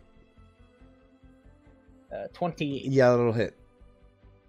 All right, so the Shadow Blade damage is 11 psychic, Okay. and then I'm gonna add my sneak attack. Oh, yes. As you lash out with your shadow blade, quickly slicing into the creature before you, it immediately recoils from the sharpness of your blade. 5. On 3d6, you rolled 5? Ouchie. Yes, You- yes, I did. For a total of 16 damage that turn, you smack the octopus, carving into the flesh. You see it kind of recoil, like I said, and the tentacles all lash out, ready to strike back against you. Gregory, I'm sorry. Anything else? With his last 15 feet of movement, he's gonna move back towards Farqen. Okay, taking no as a attack. swashbuckler, Yeah. he doesn't get hit. Yeah, as you kind of like dash in, quickly slicing into the creature, you quickly jump back before any of the tentacles can lash out against you. Gregory, you see this happen on your left. You see some movement coming ever so slightly, just hearing behind the rock ahead of you the drama that Mr. Maker has unfolded. And then behind you, you hear the rustling of seaweed, and you turn around just in time. Your passive perception catching this creature as it emerges from the seaweed directly behind you. All right, let's do this, boys. And I'm going to spin around. Yeah, I'm gonna have to give this a try. Let's see if do I have spell sculpting? I do. Spells level. Awesome.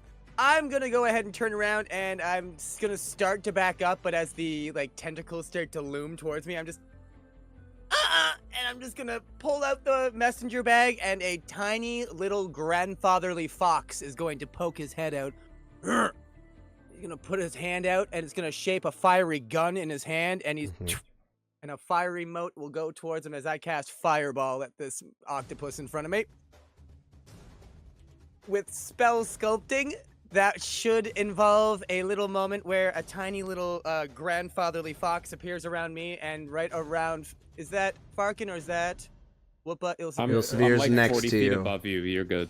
Yeah, And you're next he's to also quite high Ilsavir above. is just like a little grandmotherly fox kind of comes on his shoulder. And the fireball explodes, but does not touch either one of us. Whoop. At 40 feet up, it would still get you. If you're 40 feet off the surface, right? Or is it 20 by 20 or 40? No, it's 20 by 20, my bad. 20-foot radius. There it is. And fireball cast. Go for it. That was just the dice. Nope. 44 Well, fire damage. Dexterity save from the squid. Oh, it's a DC save. That's why I'm like, where's the roll to hit? There's none. 20-foot sphere. Okay. Dex save of 5. Let's go. 14, not going to make it. up as this tiny little mote of fire just, and as soon as it touches, a giant fox mouth just emerges made of fire, and Okay. As you fire your mote and this giant fox appears, engulfing, this explosion kind of echoes through the water, just reverberating loud but bassy in this kind of muffled sound. And this large space is cleared where this explosion kind of creates a small pocket of oxygen for a moment, and the water returns to it. The creature inside, having taken a sizable amount of damage, is still alive, but is looking pretty bloodied at this point. You can see in the water bits of burnt flesh kind of floating off of the remnants of what you did. You gather any sustained fire is not going to work down here, but explosions of a magical nature are likely to still maintain their usual potency. Shout out caffeine, thank God. Straight up, dude. That was a depth charge, not a fireball. Yes. Straight up. Anything else? The little foxes had little snorkels. And as after that dissipates, I'm just going to kind of... I try to whistle underwater. It doesn't work. And the sharks... It does, because your head is in an oxygen bubble, so you actually do whistle. Oh. And flip up. 1. And I counted already. 2. This one can come here. 3. 4. And then this one can get about here. And 5. Pop. 2, 3, 4, 5. Yeah, it was 5, and then 1 and 1. And oh yeah, and then this guy. He can only get about there. Okay. Up. Yep. And 5 sharks. Let's see. 5 sharks. fucking sharks.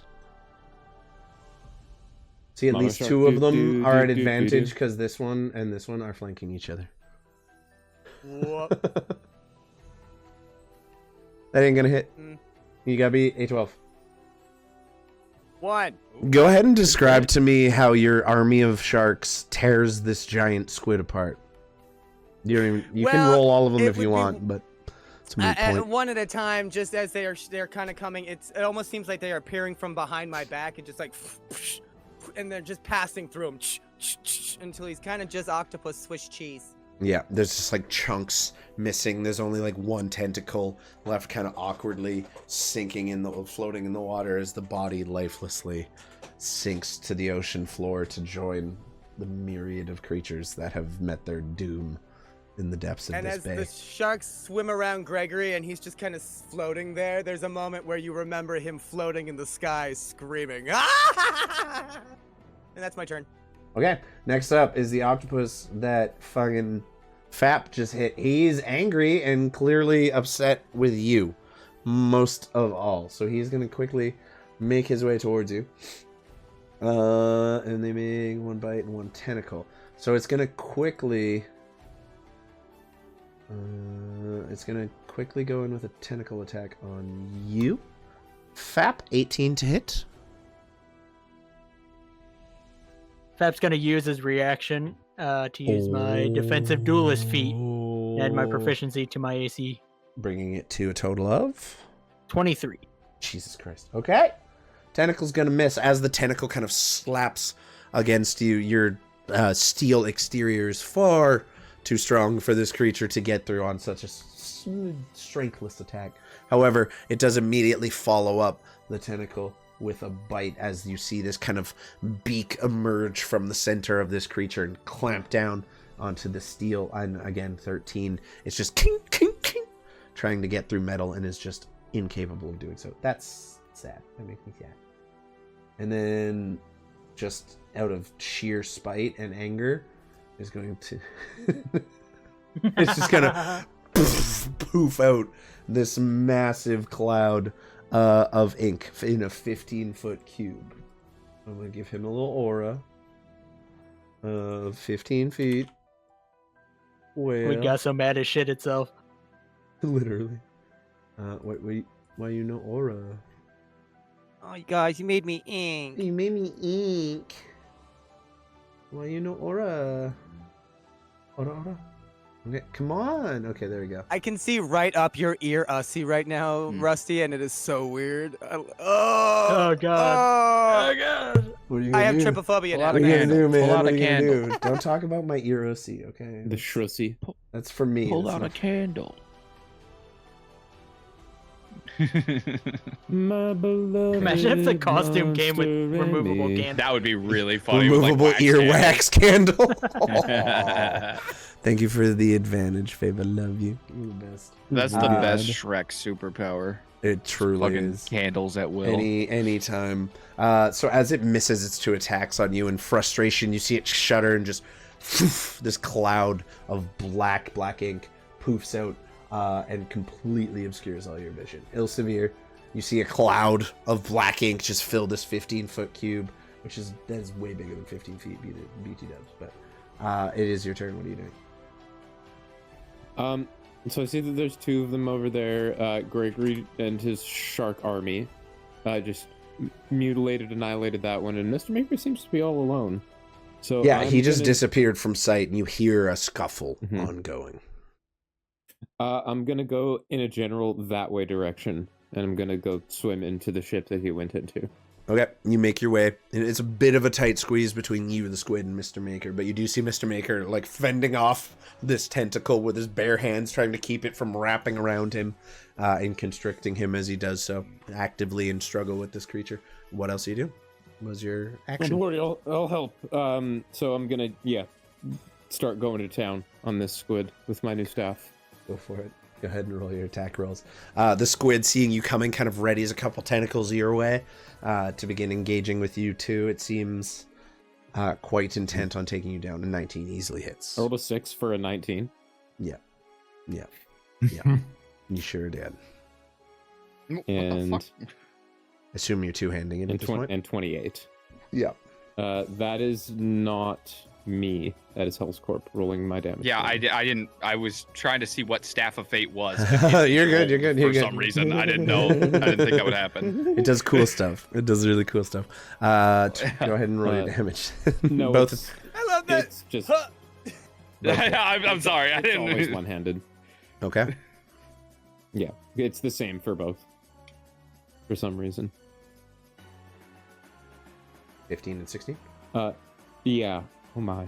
Oh yeah, That's really much good. better one-handed. So as you kind of unleash forward with one hand on the staff, kind of extending it to its full length, you swing it through the water using all your strength to do so, smacking into the creature and then stabbing downward as you make your way further and kind of pinning the creature back against the bow of the ship as it kind of releases the struggle with Mr. Maker. Okay. 31 damage to it. That's And no small then potatoes. I'm going to use my bonus action to cast or to do a flurry of blows.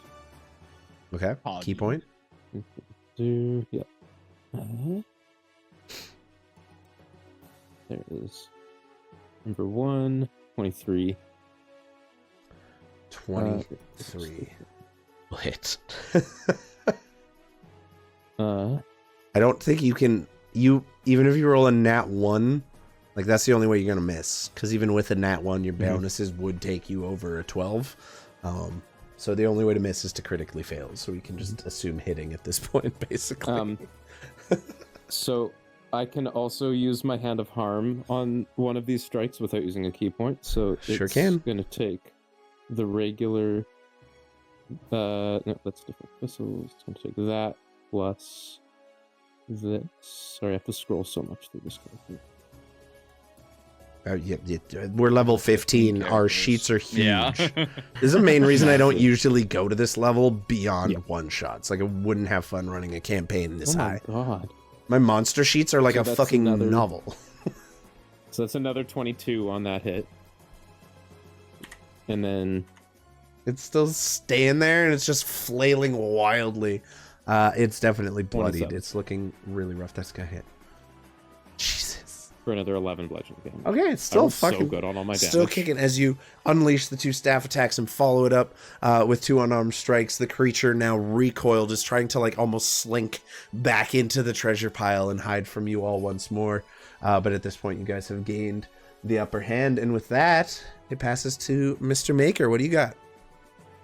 I got 3 attacks, and I'm gonna use all of them. So I'm just gonna roll them all at once, if that's cool.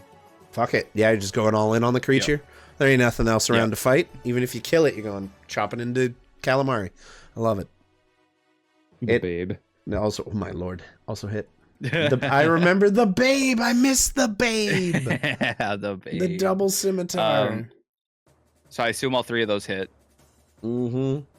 Okay. No, the 30 misses. Okay.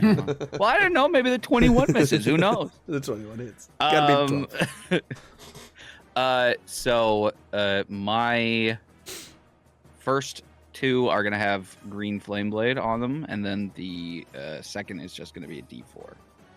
Sounds good. So that's 12 damage on the first attack. Kieran, you got disadvantage from Kafka. Plus another 12 damage. Oh, my lord. Go ahead and describe to me what the final strike looks like as you decimate. Yeah, it's done. What do you do? So, he's got the double-bladed scimitar. So as he goes in, he's basically going to go into like blender style and start chopping off tentacles, full calamari mode. And he's just going to like cooking them as they go and grab one of them and stuff them in his fanny pack. Yeah, as you're slicing through, the fire is actively like just semi-cooking it. It's still probably going to be pretty goddamn rubbery, but like it is edible and seared on both sides as you slice this fucking giant squid into literal pocket calamari to use on your adventures. And the squid's whatever's left of the body and internals just kind of floats and rests next to the pile of gold that brought you in here in the first place. Beautiful. Okay. Well done. There's still one more alive. There's 2, aren't there? Is the one near F.A.P dead? No. Technically, this one over here, you would have been the only one who saw that, Ilsavir. No one else has noticed that one yet, because you're the only one high enough to see it in the seaweed. So you would know there's 3 left. Oh. Way bottom left. Yep. Me, myself, and I didn't see that. No, but yeah, I forgot to mention it. My bad. Ilsavir would have noticed that one. Yeah. Okay. Okay. Mr. Where's Maker. the third one? No, that is just 2 left. My bad. Just 2. There's still 2 of them I guess alive. I will... Oh, sorry, go ahead. No, you're good. I'll swim back out the hole and then just kind of go up, and if I can, just take like a peek around. Yeah, roll me a Is that perception possible? check. Yep. Okay. 120 feet. Yeah, you would that's a nat just 20? see that on the edge. Yeah, you see very clearly this betentacled creature coming out of the seaweed nearby. It does appear slightly larger than the one you were just fighting, though you do know they are quite compressible, and it was kind of in a confined space. So, can I use whatever's left of my movement after getting out of the ship to move towards it and kind of motion to Ilsavir that there's another one? yeah, we'll say it took you about 5 feet to get out of the boat, so you have 25 or whatever your normal is minus 5. Ilsavir, you see I think we have Mr. 40 Maker feet swim feet. gesturing to you. It depends if you took the ring or the armor, because the armor just gives you your normal walking speed as a swim speed, but has another bonus, and the ring does just straight up 40 feet. Okay, yeah, so 35 feet. Ring, so. You kind of swim under past like the mast of the ship that is hanging above you, the torn and tattered sails just kind of floating, occasionally drifting on the currents there. Ilsavir, you see the gesture, of course, with your devil's sight. That one is dead. That one is dead. Oh my lord. Oh, he rolled real bad. I guess he's at the end. That kind of makes sense. Farqen, you're up. You watch all of the events between F.A.P and this octopus unfold, and then you are poof, just enclosed in a cloud of pure black ink. Lovely. So my side is pretty much 0 now. Yeah. Well, you can move in it, but you cannot see anything, any of you. The last place you remember that squid was right in front of you, but you have no idea if it's still there. Yeah, I'm gonna use my first attack with disadvantage. Just to swing where it used to be. Okay. You do kind of find it hasn't moved all that much. It's just kind of recoiled and is ready to kind of ambush you guys from the ink. So you are able to hit it with your disadvantage. Oh no! No, you rolled a nat 1. Oh no. Then. Oh no. Oh no! Oh no. You rolled that one. So as you lunge forward, you feel the scimitar carving through. That's all Calf Crow's fault, by the way. As you stab forward through the waves, you feel the scimitar hit nothing. And then you feel a tentacle wrap around the scimitar and your hand, and it kind of throws you off balance. You're not grappled or anything, but the next attack against you has advantage, as you are currently completely thrown off balance from your attack. Continue. I'm gonna use the second attack to cut off the tentacle. Well, It didn't like wrap around and hold you, it just tugged you really hard for a second. okay. I'm just gonna try and cut it off. Okay. Roll me another attack. This time just actually still disadvantaged because of the ink cloud anyway. So technically we can't blame Calf Crow for the nat 1. It would have happened either way. Okay. We'll take the 28, 29. Either way, you're going to hit. So go ahead and roll your damage. 5, and I think it also does cold damage. Yeah, it says 11 slashing and 3 cold for a total of 14. So you slash out through the ink, and as you move your arm through it, you see it kind of separate and move through the water, creating a little bit of a pocket, and then it kind of re-inks up as you make your way past. But you catch a flash of purple and this kind of bluish black blood as you slice through the creature, and you see a tentacle just float by right in front of your eyes. It seems like you've at least managed to hit the creature. Maybe not kill it, you can't tell, but you managed to make an impact. And judging by where I saw the blood splatter come off, I'm gonna use my last attack as well. Okay, still at disadvantage because of the cloud. Yeah. It hits. Easy. Easy peasy. Sorry if my ERC is scaring you, right?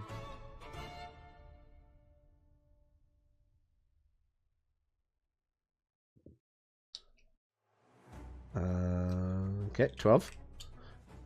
For a total. Okay, yeah, 10 2. You slice out again and again, feel your blade making contact with something inside the ink. You feel a flat, like a burst of cold as the waters around you kind of give off the chill from your blade, and you slice into the creature yet again. You hear kind of through the water this high-pitched squeal, which I'm not even going to attempt right now with my voice being the way it is. But you hear a very visceral reaction to your attack, and you can gather between you and F.A.P. You've probably got this creature to a point it is quite near to death.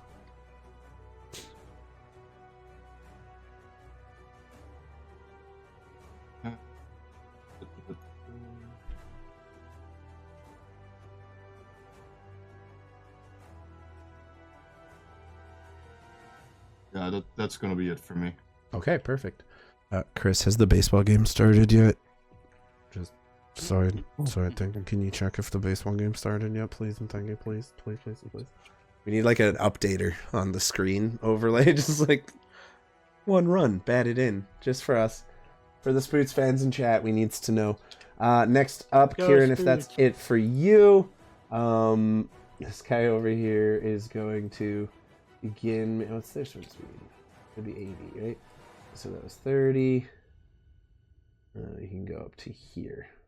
Where'd Mr. Maker go? I'm in that wreckage right next to him. Oh, he is. Yeah, and you can see. Oh, fuck! It scared me. You watch as this creature comes out of the seaweed you're swimming towards, having noticed its presence. You swim up to it, trying to attack it, and it immediately cuts you off. And makes a beeline for you and is going to try to tentacle you. For 17. 17 hits my AC. My AC is Just. 17. Okay. You take 19 points of bludgeoning But- damage. Oh I'm no. so sorry. Oh no. My shield.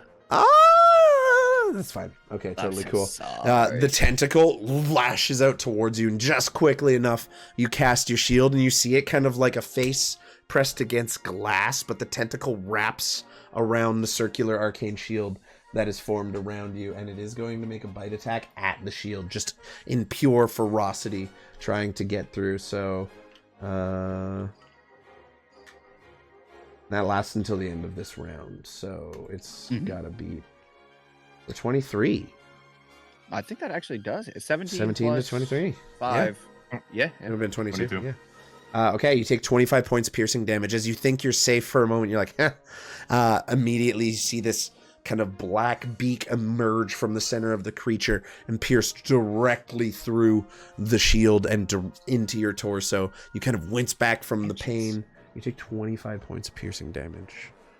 These are huge. These are very big creatures. The beaks are taking big old chunks out of you. That, however, will be it for its turn. Next up, F.A.P. Top of the round. The ink that we're in, it would be obscuring my light, correct? Yes, completely. Like, it's not something that light can pass through. It's just a solid black ink. This would count as darkness then, still? Completely. Or now? Okay. So you heavily obscured, so you are blinded while in this cloud. Wouldn't the ink be dissipated now? It takes a full minute to dissipate unless there's a strong current. And that makes sense. I guess the reason I'm asking if it counts as darkness is because I get advantage on Shadow Blade attacks in dark or dim light. I will say it's not the light that's changed per se, but it is obscuring all light passing through it as well. So I will count it as shadow for the sake of that. I mean, it makes sense. Normally, yeah. So just a normal roll for you. I just got a J's update. Just started. Oh. That's, 0, yeah. Google heard me, guys. It just gave me a J's game update. What the fuck? Hilarious. All right. He's got to start swinging with the Shadow Blade. Crazy. Yeah, Shadow Blade. You can smell blood in the. Describe how you just finish this creature off. Holy I want to roll damage. Do it. Roll the damage. Let's see it. Now, for this one, we're ditching the exploding criticals. Whatever number comes up, we're just timesing by 2 for the sake of brevity. 4d8 for the Shadow Blade. And then it would be 6d6 for my sneak attack. 28 plus 42. 52. Go ahead and describe how you eviscerate this creature. I think hearing it scream out from Farqen's attacks, he just kind of takes the Shadow Blade and starts chopping, and it's almost like his arm just starts spinning rapidly like a lawnmower. Yep. As he just kind of saws through it. Okay, roll me a percentile. Right down the center. Roll me a percentile, just for me. Just because we can. 84? Yeah, that checks out. Okay. 59% of the ink dissipates as you literally create a current with how fast your blade arm is spinning, giving you all just the sight of F.A.P just shredding through one of these squids, and the pieces kind of floating off all around it, propelled by the motion, the ink kind of moving and dissipating out to the right and just kind of fading away. That creature is fucking dead. Holy shit. Okay. Go ahead. With that, he's going to bonus action dash as he swims 60 feet to here. Okay. So as you like slice this octopus up and begin turning to move on the other one, it's going to, after your attack, use its reaction to include and get the fuck out of there. So it immediately, as you turn and start swimming towards it, is just like, fuck that. Makes an ink cloud and swims its movement away. Yes. Just a question. Mm-hmm. Does this count as magical darkness? No, this is a physical ink that is like filling the water and blinding you, getting in your eyes. I will say, bright side, the head domes you're wearing does prevent the ink from physically entering your eyes, which would be much more unpleasant. It is going to incloud, and it does get to move. Moves up to its swim speed, so it's going to move its full 80 feet away from you guys. But, Mr. Maker, you do get an attack of opportunity as you feel something leaving the space around you. Beautiful. Will do. Disadvantage then? Yep. Yeah, As as it is in the inks. Still 25. You hit. Cool. Go ahead and roll your damage. That'd be a tasty 13 damage. Okay. Well, that would be with the...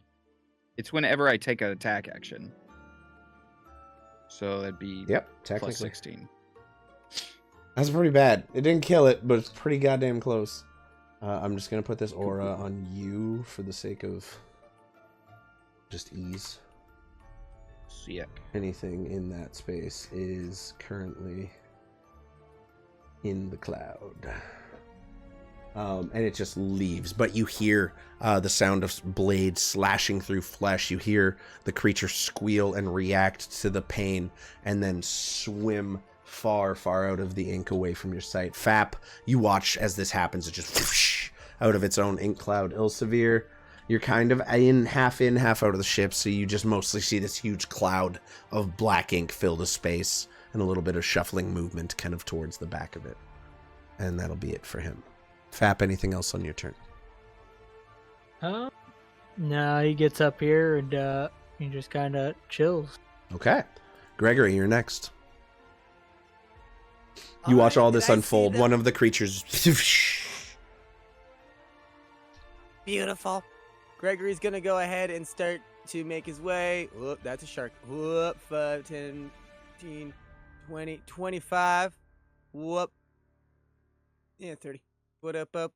And... Oh, please. Did I do that right? Whoop. Oh, thank God. As soon as I get around there. Now, is this a big rock outcropping? Are they? That is like a literal cliff that goes about 20 feet off the ground, and it swam in between them. So once it passed here, it would be out of your sight. Those are all like fairly tall rock pillars that you would see at the bottom of the ocean. Boop. Doop. Go, my children! And I'm just going to go ahead and snap my fingers and send the sharks going. Whoop. Come on, yes. Flop. Okay. I'm going to say roll me just a straight up strength check for the sharks. I like that. Whoop. And... No, oh, there. Just one collective one for the whole group. 16. Okay. They're able to quickly take off at your command and kind of catch a current, and I will say they make it as far as here instead of their regular movement. They get an extra little bonus. Flop.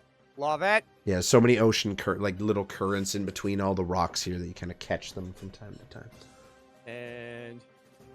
Oh. That'll be me. Okay. Next up, a dead octopus. Ilsavir, you're up. Okay, I'm gonna swim out of the ship and look over where I first saw the octopus, expecting to see it there, not see it there, and then see a giant army of sharks chasing it. You kind of see this trail of black ink leaving the cloud that it left behind, and you have a pretty clear indicator. It is beelining it away from your group. It is... Mm-hmm. It was an ambush predator who tried to ambush with its comrades, or, fellow squids. Yep. And is just survival instincting away from this combat at full speed. Mm-hmm. So I'm guessing it's going to take like 10 feet of movement to get above the ship, and then I'll use... This ship's sticking out, you can just come out right the bottom. That's where the hole is anyway, so you can just come out that side. So 5 feet of movement to get out. Okay, move over here with my remaining 70 feet of swim speed. Mm-hmm. How far away am I now? Yeah, that'll work. I see getting pursued, and I'm just gonna lift the staff up, and I'm gonna send out a sacred flame. Okay, go ahead and hit that sacred flame. Yeah, it's a dex save of 18. Okay. Doesn't make it. Nope. 10 radiant damage. Which one's Clyde? Hellscorp? The one right over here, the one that won't move. He's that's just sitting by his reflection. He's so obsessed. Okay, Sacred Flame. Yeah. As you reach out, point your staff towards him, there's the flash of energy as you cast the spell, and you watch as these golden flames tinted with purple at the tips of the flame as they fade out just envelop the creature. It squeals and is reduced to ash, or to a crumbling mass of burnt flesh that just sinks to the bottom. Hellscorp hit it fucking hard on his attack of opportunity. Like, holy shit. It was a big one.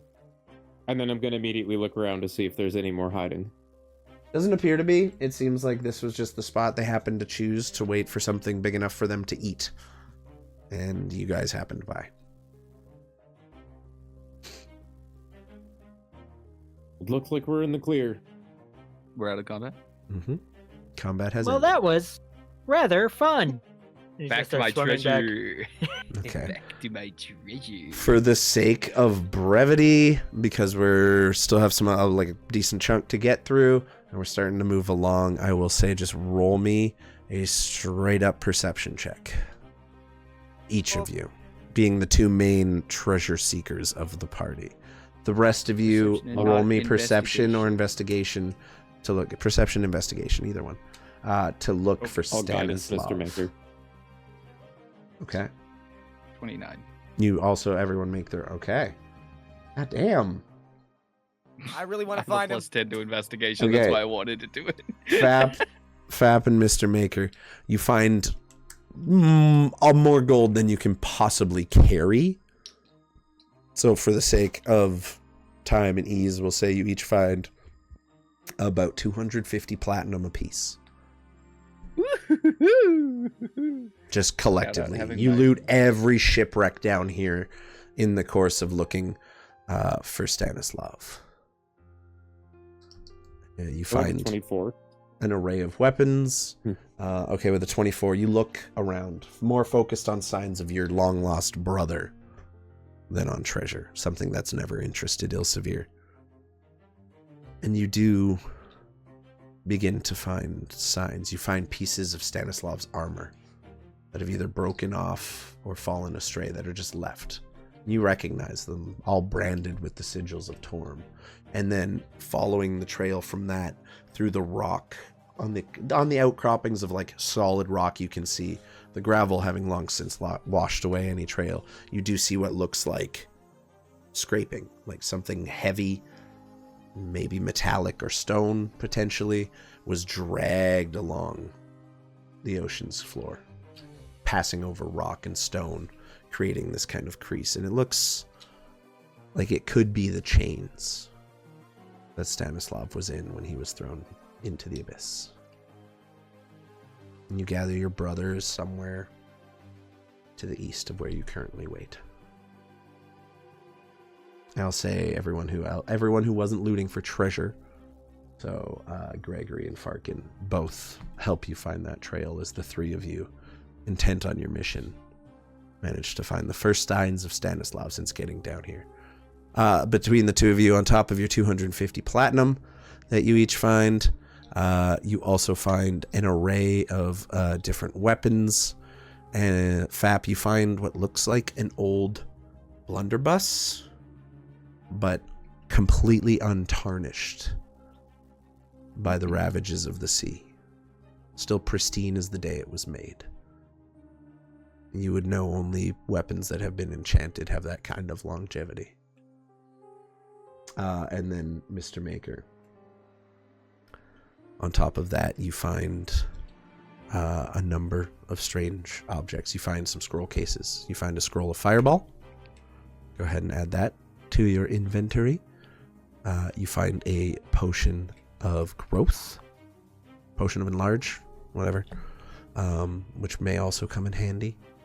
And you find a strange looking dagger that when you pick up kind of feels like it's humming in your hand. Like this faint vibration to it, but not. It's hard to describe.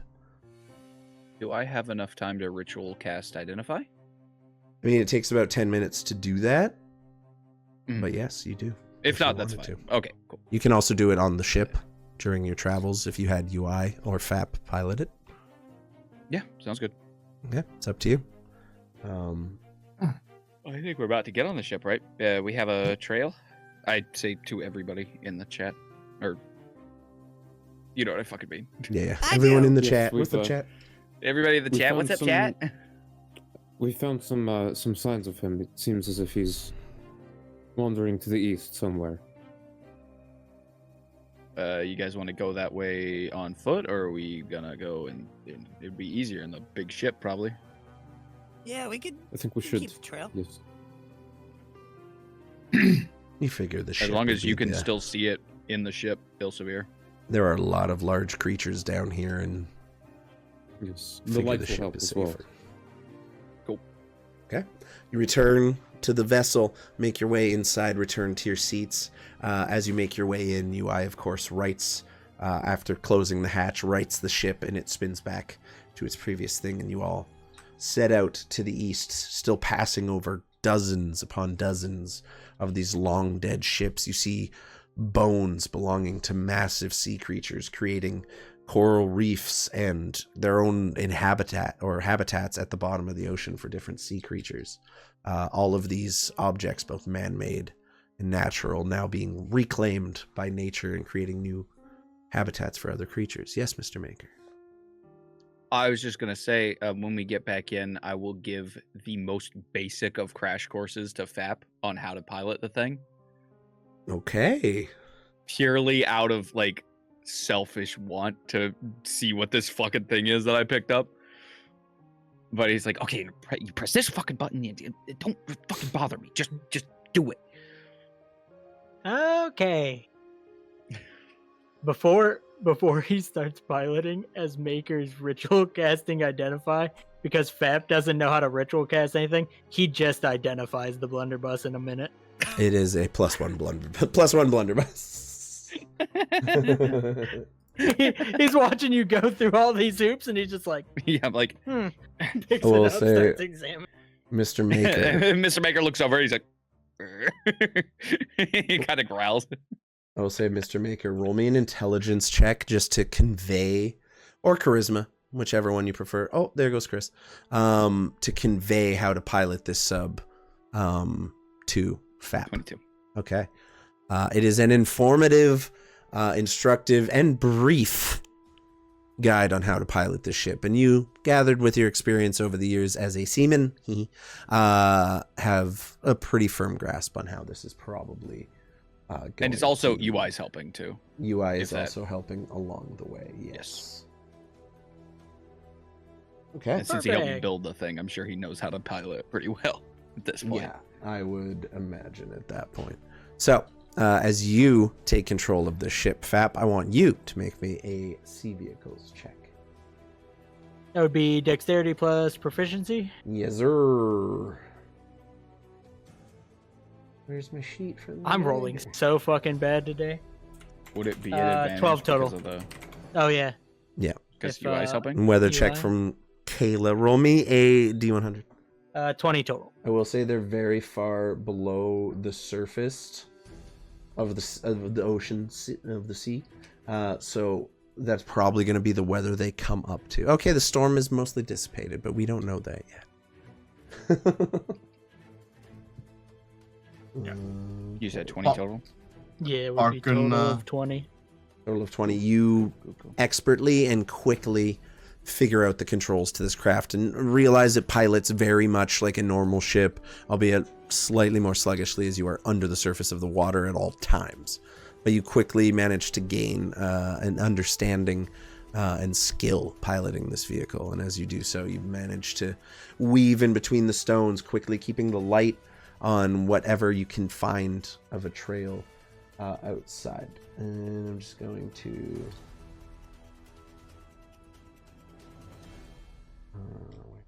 Yeah, before we got on the ship, Farqen will not have specifically looked for treasure, but he was just grabbing the tentacle he cut up and making like a sashimi of it and starts eating it when he's back on the ship. That reminds Mr. Maker, and he grabs a piece out of his fanny You pack. guys are all having Just a snack. charred. Okay.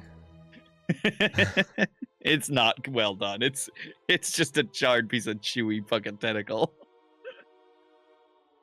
I can't believe you guys can. I never want to look at another piece of seafood again after that. Are you kidding me? Here you go, Gregory. He gives you a little piece of tentacle and like tries to shove it in your mouth. No. You know what? Actually, a little bit of soy sauce. This would be good. Okay. And you said you're gonna ritual cast Identify on this, right? Yes. Okay. You sit down with the blade kind of on the seat in the back and focus your energy on it. Begin casting your ritual, pulling out your books, and nice, Stuart, my boy, and your notations, and you go through it and you cast your spell over the course of that 10 minutes or 11 minutes. And what you have before you, now that you're looking at it in the light of this ship and not just the dim light you had down there, the dagger itself is kind of straight but jaggedly edged. It's almost serrated at places. It's not well made. The steel is blackened with barnacles that have kind of begun to grow on it over time. The handle, just a simple leather wrapping with a solid steel round pommel.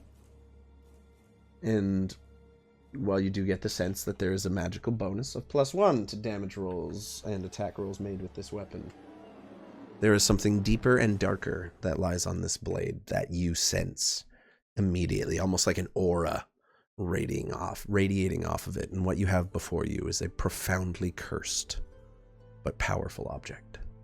And you are currently cut out. I didn't hear that. Oh, you have a profoundly cursed but powerful magical object.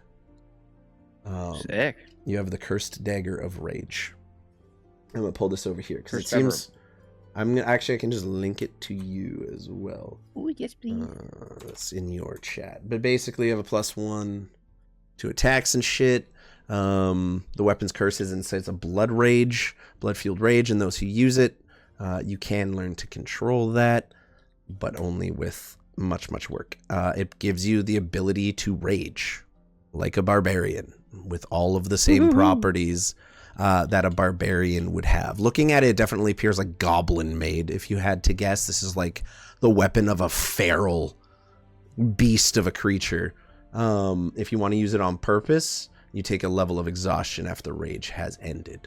It has 3 charges altogether. I sent you the link for it. Interesting. It lasts for 1 minute. You cannot concentrate on spells, but you can still cast them, I think. Very nifty. If you are able to cast spells, you can't cast. Never mind, no casting for you. So you lose all of your spell casting ability, but you become an absolute feral maniac for 1 minute. Ends early if you're knocked unconscious, and your turn ends and you haven't attacked a hostile creature. You know the deal. If you're proficient in dagger, you get proficiency and everything on that.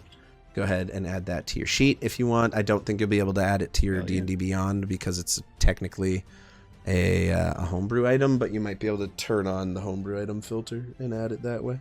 Yeah, I can just add a dagger and then put the properties under it. Sounds good. Okay, I love that. Next, from there, that is everything of import. Need you guys carry on your way. Again, I described the wildlife, vibrant sea life and nature around you on all sides. As you follow this trail, you begin to notice a shift. Where once there were creatures aplenty, many fish and other aquatic mammals swimming around in all directions, the groups of fish seem to become smaller and smaller and smaller in number until they've all but dwindled, and only a few raggedy-looking, sickly fish remain. Where once the coral was vibrant and full of life, it has faded to a dark, gray, muted color. Those once vibrant colors of life now completely bereft of any saturation. Even the ocean itself feels darker here, the shadows more prevalent and more consuming. And as you kind of crest over a ridge, you find below you a massive kind of dip in the seafloor, still with random tufts of ocean floor that stick up in different directions, these large towers on which now only dead coral grows. You see this large, almost bowl-like structure. And at the end of it, a large, hulking cave. Just a massive, black pit that descends into nothing. Surrounded by long dead, floating bits of coral. And in the middle of that large bowl, still affixed to a chain that is dragged around his foot, the armor still hanging raggedly at his side, kind of half floating, but affixed to the ocean floor, you see Stanislav, arms wide, eyes open, glowing a greenish, sickly color, and his hands radiating the same as such as he corrupts all of the land around him. As your submarine crests over the ridge of this bowl, you see Stanislav's attention shift up to you. And you all hear a very, very familiar voice in your head, one you thought you would never hear again. F.A.P, this is a first time for you. Well. It seems you join me at last. And you hear ever subtle hints of Stanislav's voice peeking through as the voice of Ropesh the Cruel once again fills your mind. Come. We have much to discuss. And he just remains arms outstretched. What do you do?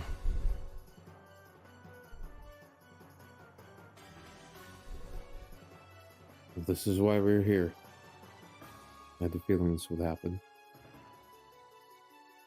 I have a question about the sub. Mm-hmm. Is there a place on the sub to store zombified Stanislav if we were to get him?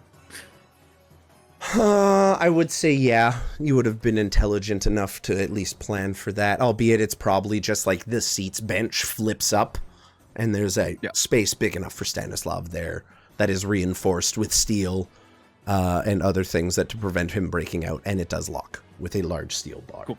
But it's basically like, have you ever been on a boat, like a tour boat, and they're like, the life jackets are in your bench? It's literally like the life jacket bench, but you just took the life jackets out of it. I'm just gonna shove him down in there. Mm-hmm. Cool. Not saying that we should just go grab him, but you know, if we needed to, it could be nice to know that we got a place to store him. I say that to everybody. That might be what has to happen. If Ropesh is still in there, we have to get him out. I don't know what we're doing, but we're not leaving without him. I just got my hand against, like, the bubble.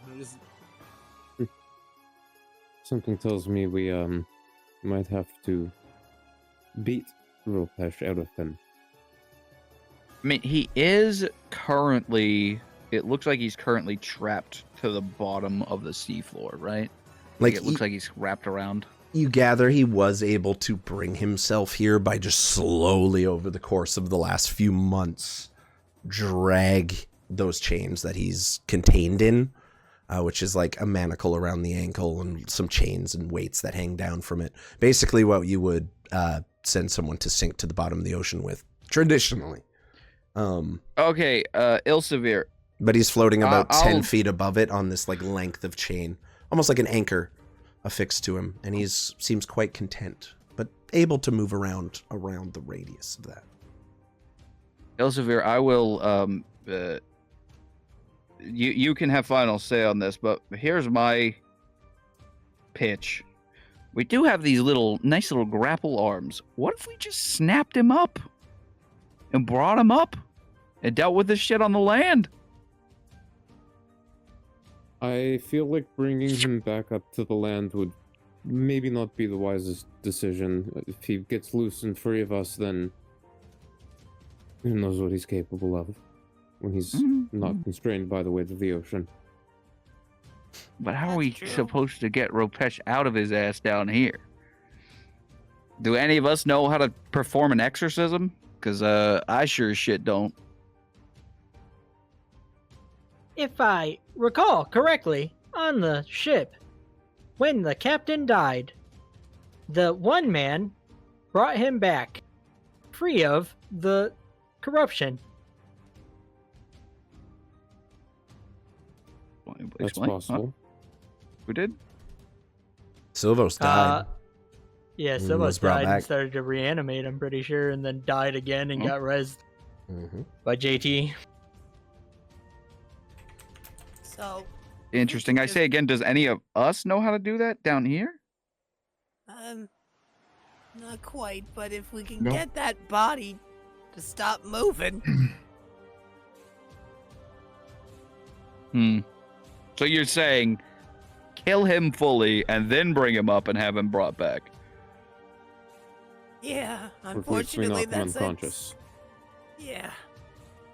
which is much easier said than done. We do have spear guns. You do have spear guns. You know what I'm saying? Come on, guys. As you guys Call me continue Ishmael. this conversation, the voice once again creeps into your minds. I'm waiting. Let's go. See, If this you'd weird like to stay motherfucker makes here, me it's just... not a bad idea, but I think we should go talk to him. This motherfucker, he always want to yap, dude. I do like It is a monologue. good idea having the ship ready, though. F.A.P will walk up to the bubble at the front. Have you tried a little patience?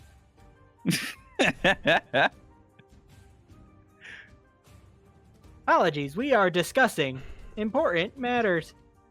Yeah, you know what? He's right. It feels like you've been down here for a while. Can't you not wait like 5 fucking minutes? Jesus. What's 5 more minutes? Please take your time.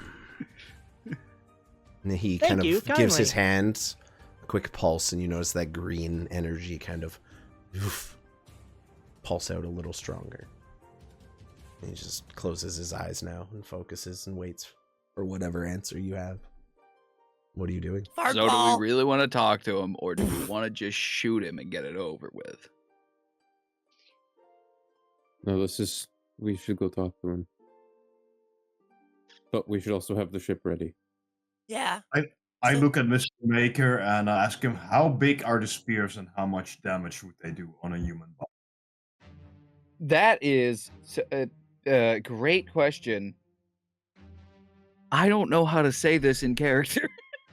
It's like a harpoon. It's what a standard harpoon would do. And you know those are meant to hunt sea creatures, which are Yeah, quite a so bit human- more sturdy than humans. So So yeah, using the spear guns should be a last resort, because if we use it right now, we'll probably take Stanislav's body apart. Right. That's a fair So point. I- That's a fair point. I agree with Ilsavir. I was... Oh, go ahead. We need Sorry. to talk to him. I was in my head imagining them as like handheld spear guns. But it makes a no, lot they more are sense that fully they are much mounted bigger. like harpoon, Yeah. like ballista level bolts that, yeah. Very These fair. things are made to That take makes a lot down more like sense. a giant shark megalodon type creature in a pinch type shit. Cool. The microlodon. The Mycoloodon. Most feared creature, you don't even see it coming. However, All right, I would also still suggest that one of us stays on the ship with finger on the spear gun should things go south. And I look at Ilsavir. And he pulls the trigger then. But only as a last resort. Yes, Yeah, I and, think it's a good idea. he's quite hardy. I don't think that one shot would take him down. A few maybe, but not just one. Well, we do have 2 spear guns. And 10 total shots, 5 each. Yes. So Well, 4 on the wall. and I one can loaded hold each one, other. you can hold the other. And worst comes to worst, you both shoot at him. Fair. That's doable. Are you alright with staying here, F.A.P? I suppose I could. You are the captain, or Why at would least the pilot just UI currently. do it? UI and F.A.P, the robo team. Mm-hmm. We're Farqen and F.A.P. We're Farqen around again. It's up to you guys. Someone needs to make a decision quick, though. I'm gonna go with Ilsavir. Yeah, I think Ilsavir. I have been with, I have met Stanislav and fought alongside him. Okay. So F.A.P is staying back on the ship with UI while the rest of you make your way out to meet with Ropesh the Shiny? That felt wrong to say. It I did. hated that. I hated that. But you said it. But I said it, and But it you was said it. technically correct. Alright, let's do this. Can you, flip the ship again? F.A.P this time, now having been run down on the thing, get into the pilot seat, rotate it, and again the ship slowly rights itself. You hit the button, the door forces open, and again you have what is functionally a, giant diving bell. Currently, you all activate your fart bubbles. Fart bubble. Your fart bubble breathing apparatus, your FBBAs, and make your way into the depths of Sorrow Bay. And you all begin making your way, swimming towards Stanislav in the middle of this bowl, for lack of a better term. Yes, F.A.P. What's up, Cam? As we're getting, or they're getting off, as I go to stay on, he'll look to Gregory. Young one, I have a friend that might be useful, and I know you use friends. And he's gonna pull out this little statue that's shaped like a dinosaur, and he's gonna say, "Take care and use him wisely." And he's gonna throw it into the water, and it's gonna become a whole ass plesiosaur.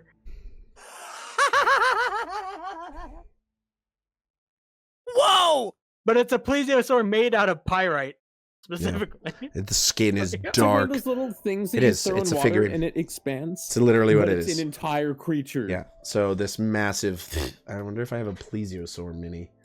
The world's coolest chia pet. Do I have a plesiosaur mini? One of those 90s foam things you put in a cup and it expands. I do not. Also, remember to bring this back, or you will owe me a lot of money. Right, 100%. Very, very cool. Terrifying. I'm sure I have something that I can use for this.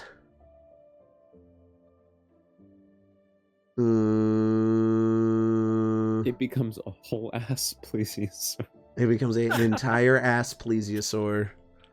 One full ass. My I god. don't know. Cheeked up on a Monday night. For this, so. Oh my god. Farqen incredible. Farqen incredible. I don't have a plesiosaur. Who just has a Okay, this will work. How big is a plesiosaur? has? Large or huge? It's a large beast. Okay, so 4 squares. It's basically this giant sea snake looking ass thing. Bam. It just doesn't have the fins. It's a plesiosaur with no fins, so that works. I'll make To two. read for you, lads. It's a plesiosaur for 12 hours and can be ridden as a mount. It has 1 hour of oxygen. It does need to breathe air. That being said, it could just stick its head up into the submarine to do so. In theory. Wait, are Check what plesiosaurs, this aren't spell they? does. Oh, I thought plesiosaurs They actually were, need to come up. fish. They actually need to come up for air. Well, that's interesting. They're mammals. Yes. Oh, that's For 12 24 hours. hours. No, it is 24 hours. As he gets up, nobody actually needs him to do this, but the plesiosaur will cast water breathing on all of us There you go. for 24 hours, so he no longer has to breathe. There you go. You don't need the fart Thank bubble goodness. anymore. There you go. I say the keyword and deactivate it, and You feel you water. your card back. Oh, as you this time when you jump into the water, you all feel water filling Oh, I your keep mine. lungs actively, except Mr. Maker who keeps his on. Anyone who takes it off, yeah, you feel the feeling of drowning and then realize you're breathing. You're somehow able to draw oxygen from the water that has just filled your lungs, and it is an uncomfortable feeling. I'm just gonna quickly give this plesiosaur that I found. Where'd my plesiosaur go? I need him back. Mr. Maker trusts his tech over a need him plesiosaur back. magic. That's valid. That's fair. That's entirely fair. This plesiosaur just showed up out of nowhere. It was And a then statue gas 10 fart seconds bubbles. ago. That is true. Oh, fuck off. Okay, there we go. Use selected Does token. the dinosaur speak any languages? Greg Plesio. There you No. go. Ryan, you should now have a plesiosaur. Oh, or you will in just a moment when I hit save. You should now have a plesiosaur. Wait, what size is he again? Huge. Or large, so just 4 Large. squares. You should have a plesiosaur in your book now for you to use, if I'm not mistaken. Greg Plesio, yes. There you go. Okay, we delete that one. So you guys would be, the sub would be up here. I'm going to quickly copy that from over here because I had one already. Oh, let me drag my buddy over there. Yeah, so the sub would have probably come in over the crest over here. You guys are just hovering over that direction. I'd say about there. So you all would have come out of that ship. I don't know if you want to start right next to Ropesh or Stanislav, or if you want to like walk over and come out from the ship and keep your distance. That's up to you. But as he sees each of you descending into the waters... Well, I have to say, it is a pleasure seeing all of you again. I can't help but notice some of you are missing. I assume they had better things to do. Is there any way for the... Oh, go ahead, sorry. We killed you. Yes, you did. And you destroyed what you thought was my phylactery. However, your brother was exceedingly powerful. And I was able to survive simply by leeching on to what remnants of a soul he had left.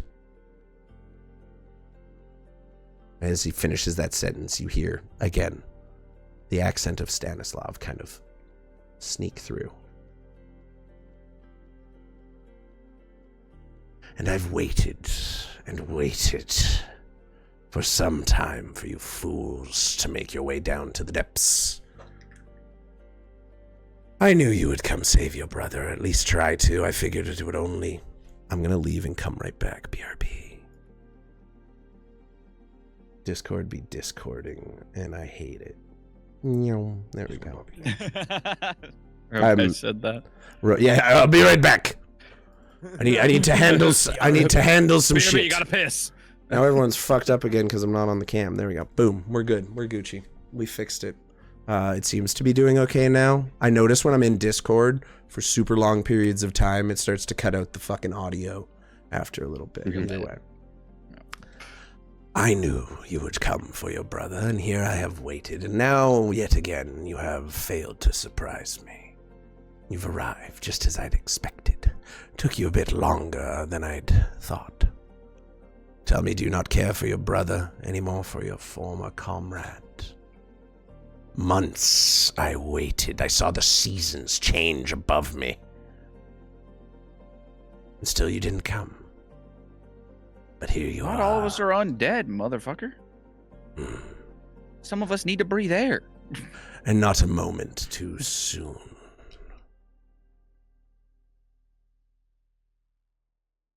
What's your plan? I'm down here. What can you even do? You would be surprised, priest.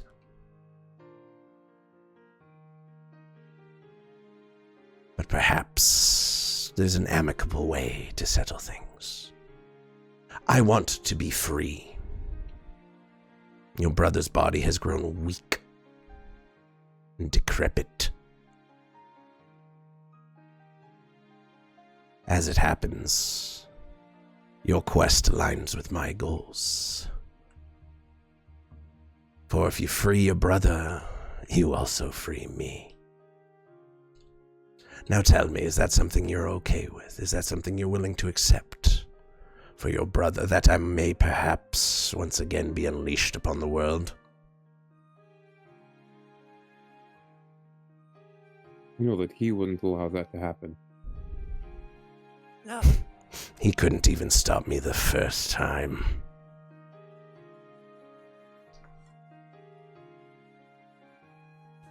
What makes you think that I would make that decision? To let everything happen again? No, you failed to make it last time I offered, and I've just spent the last 2.5 seasons devouring your brother's soul. There isn't much left. Your time is running short, as is his. If he ever seeks to be with his God in the heavens above.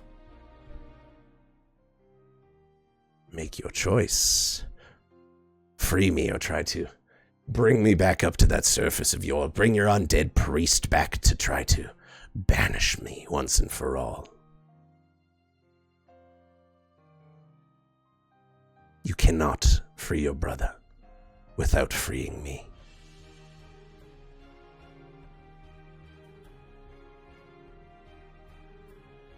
So what will you do?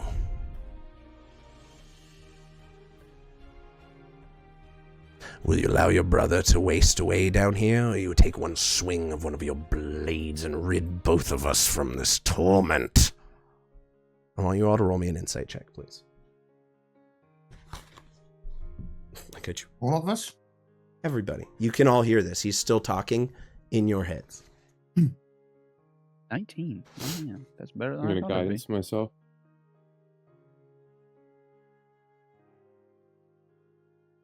Okay. 22. You're all... maybe Gregory, not so much.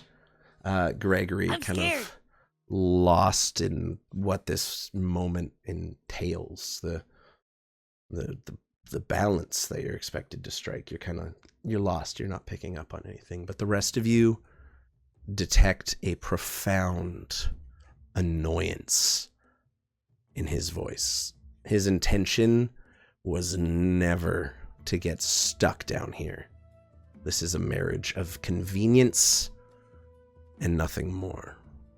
And for the first time in your life, you sense there is honesty behind Ropesh's words, though, of course, as always, veiled in layer upon layer of doublespeak.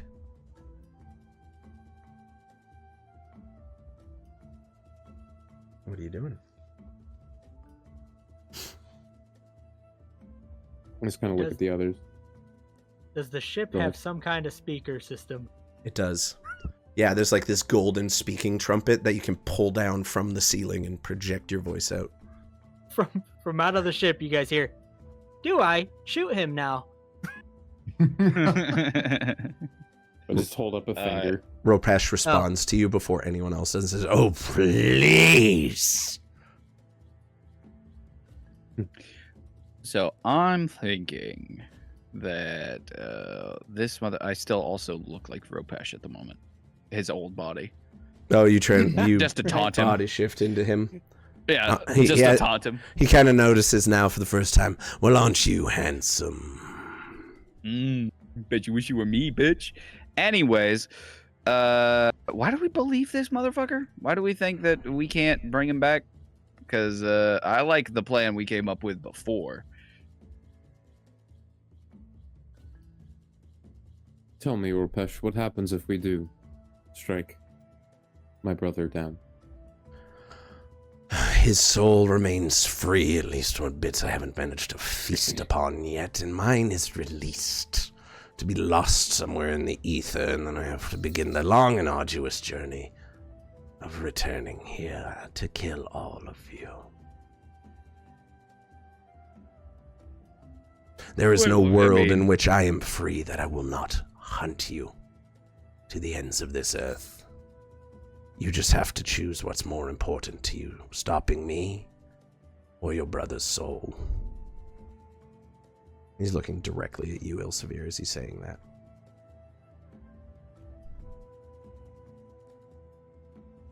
We beat his stupid ass once.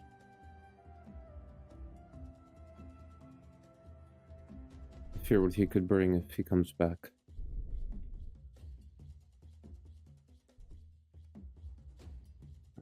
Stanislav back.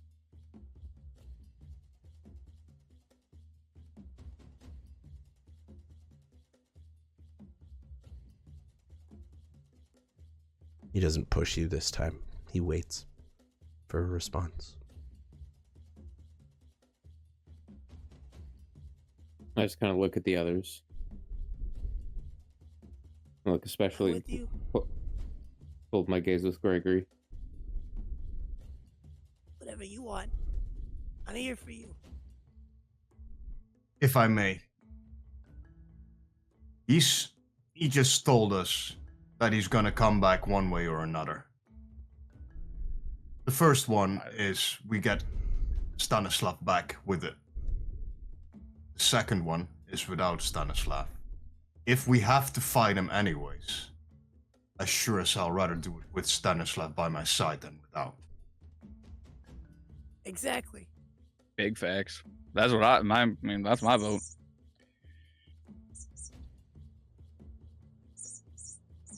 So who will do it? I just kind of.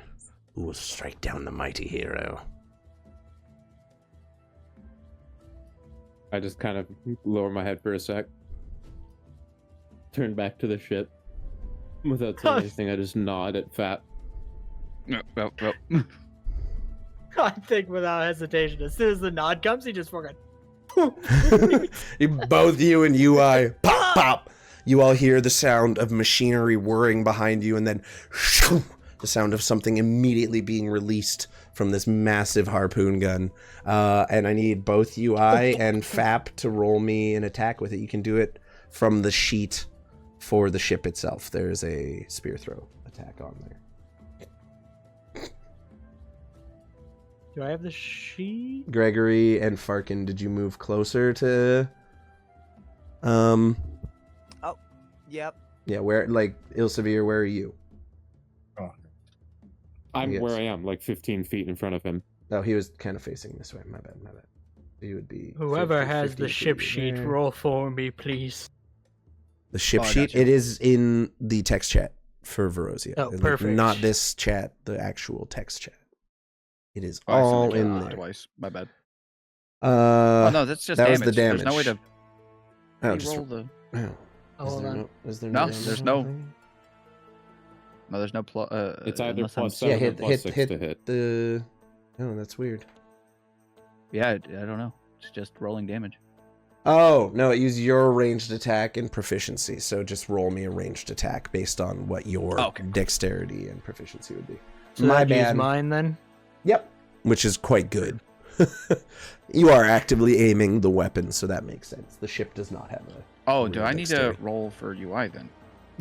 Whatever his dex 28. bonus is. Yep. A 28's gonna Sorry, I hit. gotta pull up his little. I gotta pull up his little thing. Hold on, I'm so sorry. He's so far down there.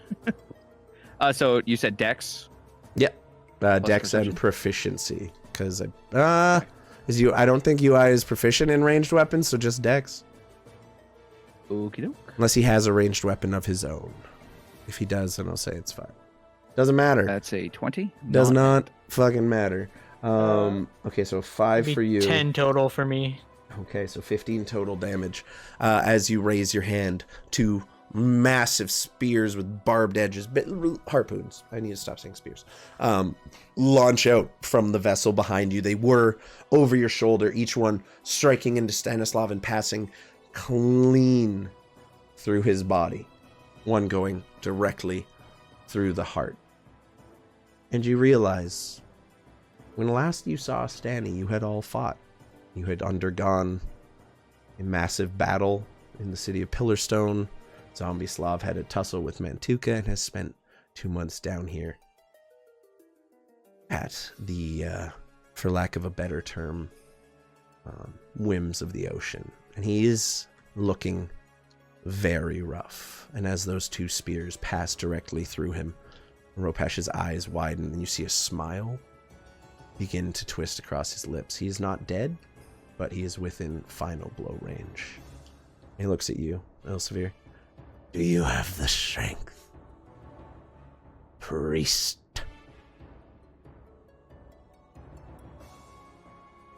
I look him in the eyes and I say, I have the courage. And I'm going to cast a guiding bolt. Okay. Go ahead and roll me your attack with advantage because he is restrained. Okay, roll your damage. 22. And this is radiant damage. Mm-hmm. Excuse me. I rolled on a 1, a 2, and a 1. On 46, I rolled a 5. Hilarious. That's rough. As you cast your spell, the guiding bolt reaches out and just pierces through the water, creating a trail behind it as it passes, strikes Ropesh, or Stanislav, dead in the heart, right where that hole was. And you see, as it begins opening up,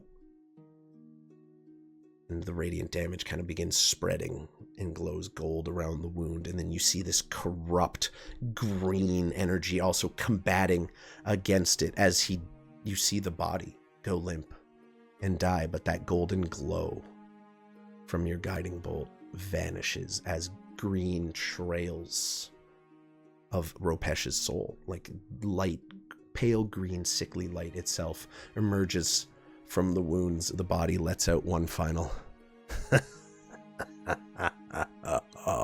and the voice gets deeper and deeper, and you watch as that green essence, that final piece of Ropesh's soul, is finally let free, and instead of vanishing as he said he would, you watch as that piece goes back towards the dark, dark cave behind him, as Stanislav, now eyes closed, unconscious, but seemingly not dead, has returned to his body. Eyes are still closed. Those last pale bits of green disappear into the cave as you all take a moment. What are you doing? Could I immediately hit him with the Spare the Dying? Okay. I was gonna also ask to cast Cure Wounds at him. Okay. You reach out and you try to cast Spare the Dying and Cure Wounds. You both focus all of your energy together on these spells, trying to preserve Stanislav. And while the body itself is repaired, you feel something is missing. Some piece of the puzzle that has not yet been fitted into place.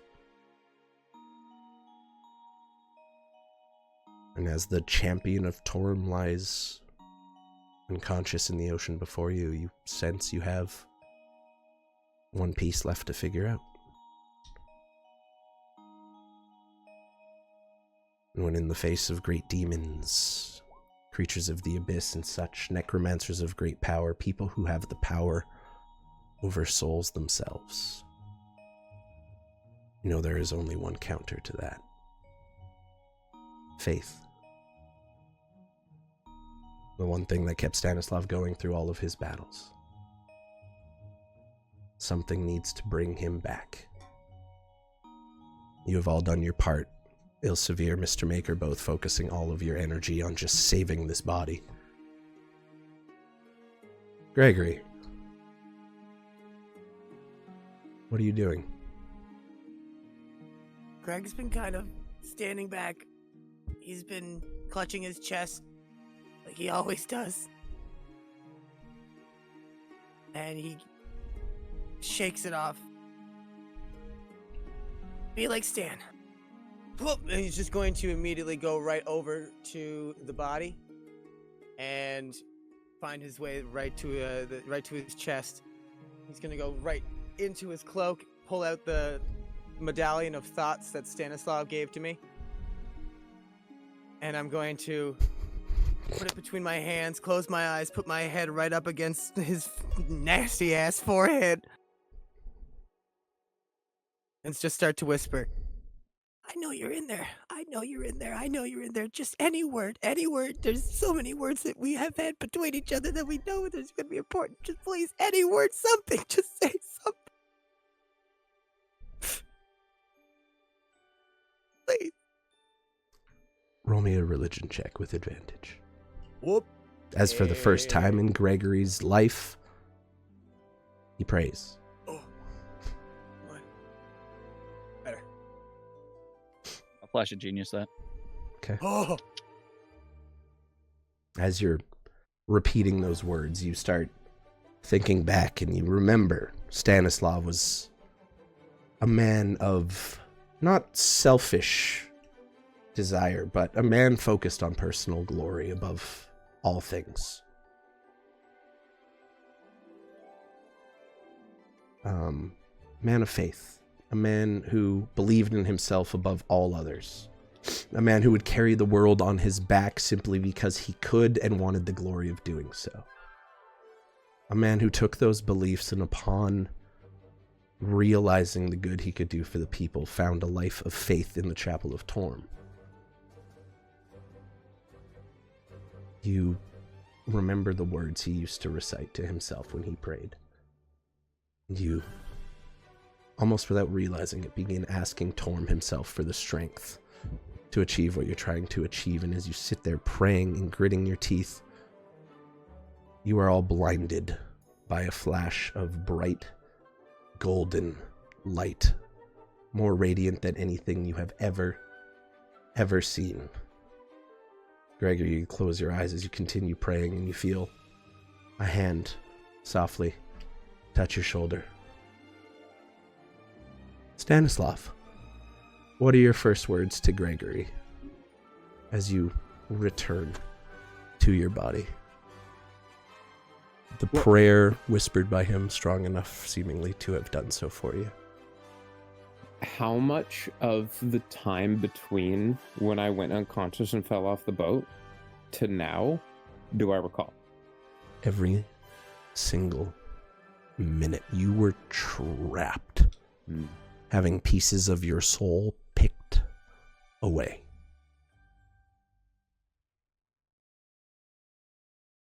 I open my eyes and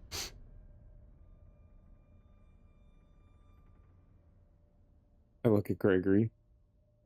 I'm assuming I can't breathe underwater at the moment. Nope. I just kind of look at him. Plesiosaur, do it! And I'm just, with a gargled voice, I'm so fucking hungry. And as he says that, before any of you have a moment to react, the ground around you trembles. You see stones falling off of the cliff sides around you, growing into boulders, pieces of rock collapsing as the cave mouth before you erupts with a tremendous and powerful roar that shakes the entire sea around you, and you watch as a massive, gargantuan, titan-sized hand emerges from the cave, flesh rotting, claws jutting out of skeletal fingers, pulling itself out, and you see the long dead, now reanimated body of an ancient, powerful titan from the times before history arising before you as the soul of Ropesh, having been freed in his final masterstroke of a plan, has found its way into the body he had been pumping necromantic energy into since he got down here. And an undead kraken rises from the cavern before you. And that is where we will take our second break of the evening, because I need to piss, and this is going to be a big fight. And that was really dramatic, and I cried a little bit, and I need to just take a minute. I did too! Somebody bring me some chicken wings! Someone bring him Got him back! Someone bring him a breathing helmet before you fight the kraken. Fun. Before we go, Rusty, Well, everybody else. Oh, God. One second. before when I saw Ilsavir and Mr. Maker run towards Stanislav's body, I will have run past the body, and because we saw whatever was left of Rapesh move towards the cave, I will put myself in between the cave and them to sort of shield them. So not as distracted by the rising of Stanislav as everybody else. You swim your way. Emotionally invested. I mean, emotionally invested, but also focused on the fact that Ropesh's soul did not dissipate. I gave you guys the first insight check for free. You didn't ask for any more. So his soul did not dissipate at all. At fucking all. And it went exactly where it was meant to. So we're going to fight a Kraken with undead powers when we get back, everybody. We'll be 10 minutes. We'll see y'all soon. Don't go nowhere. It's going to be a good one. Bye.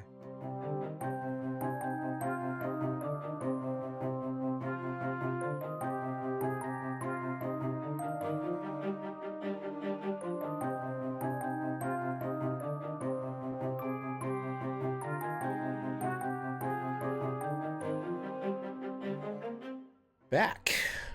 So, as we return, it appears that shit has really hit the fan. The party, believing Ropesh's words to a certain extent, decided that the best course of action, if they needed to fight Ropesh in the future, was to do it with Stani by their side. So they made the decision to free Ropesh from the body of their former brother, comrade, partner in arms. However, upon doing so, it would appear that Ropesh the Cruel has once again managed to weave a tale that the party believed just enough to trust him, ever so slightly. Instead of dissipating as he had told the party he would, he instead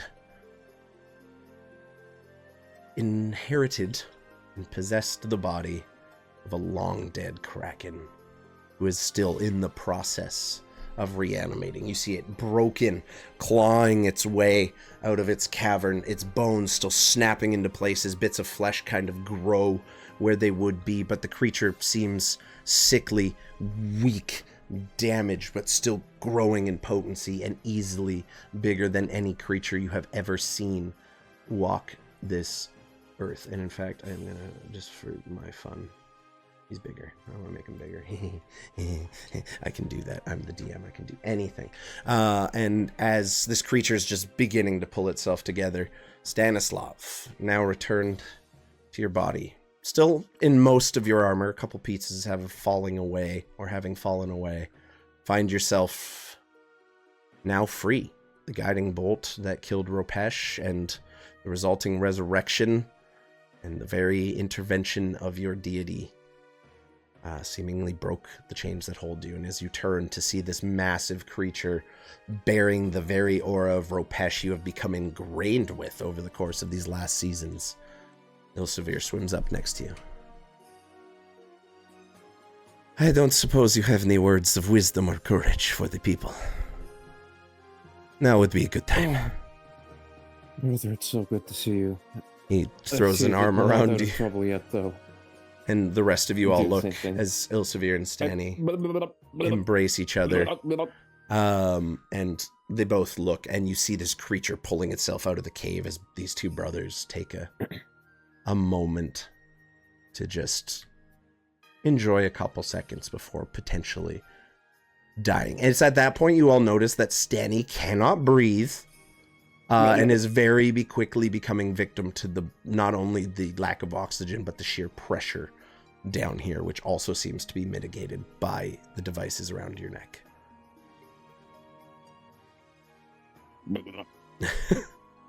Ilsavir. Friend, would you be so kind? Ilsavir's not as to using help? it. What he just... Oh, hold up. Go ahead, F.A.P. As he says that, the plesiosaur just casts water breathing again. Okay. You, Stanislav, the water still in your lungs, heavy, uncomfortable, now providing oxygen to you. That's better. Oh, I've experienced this before. That's much better.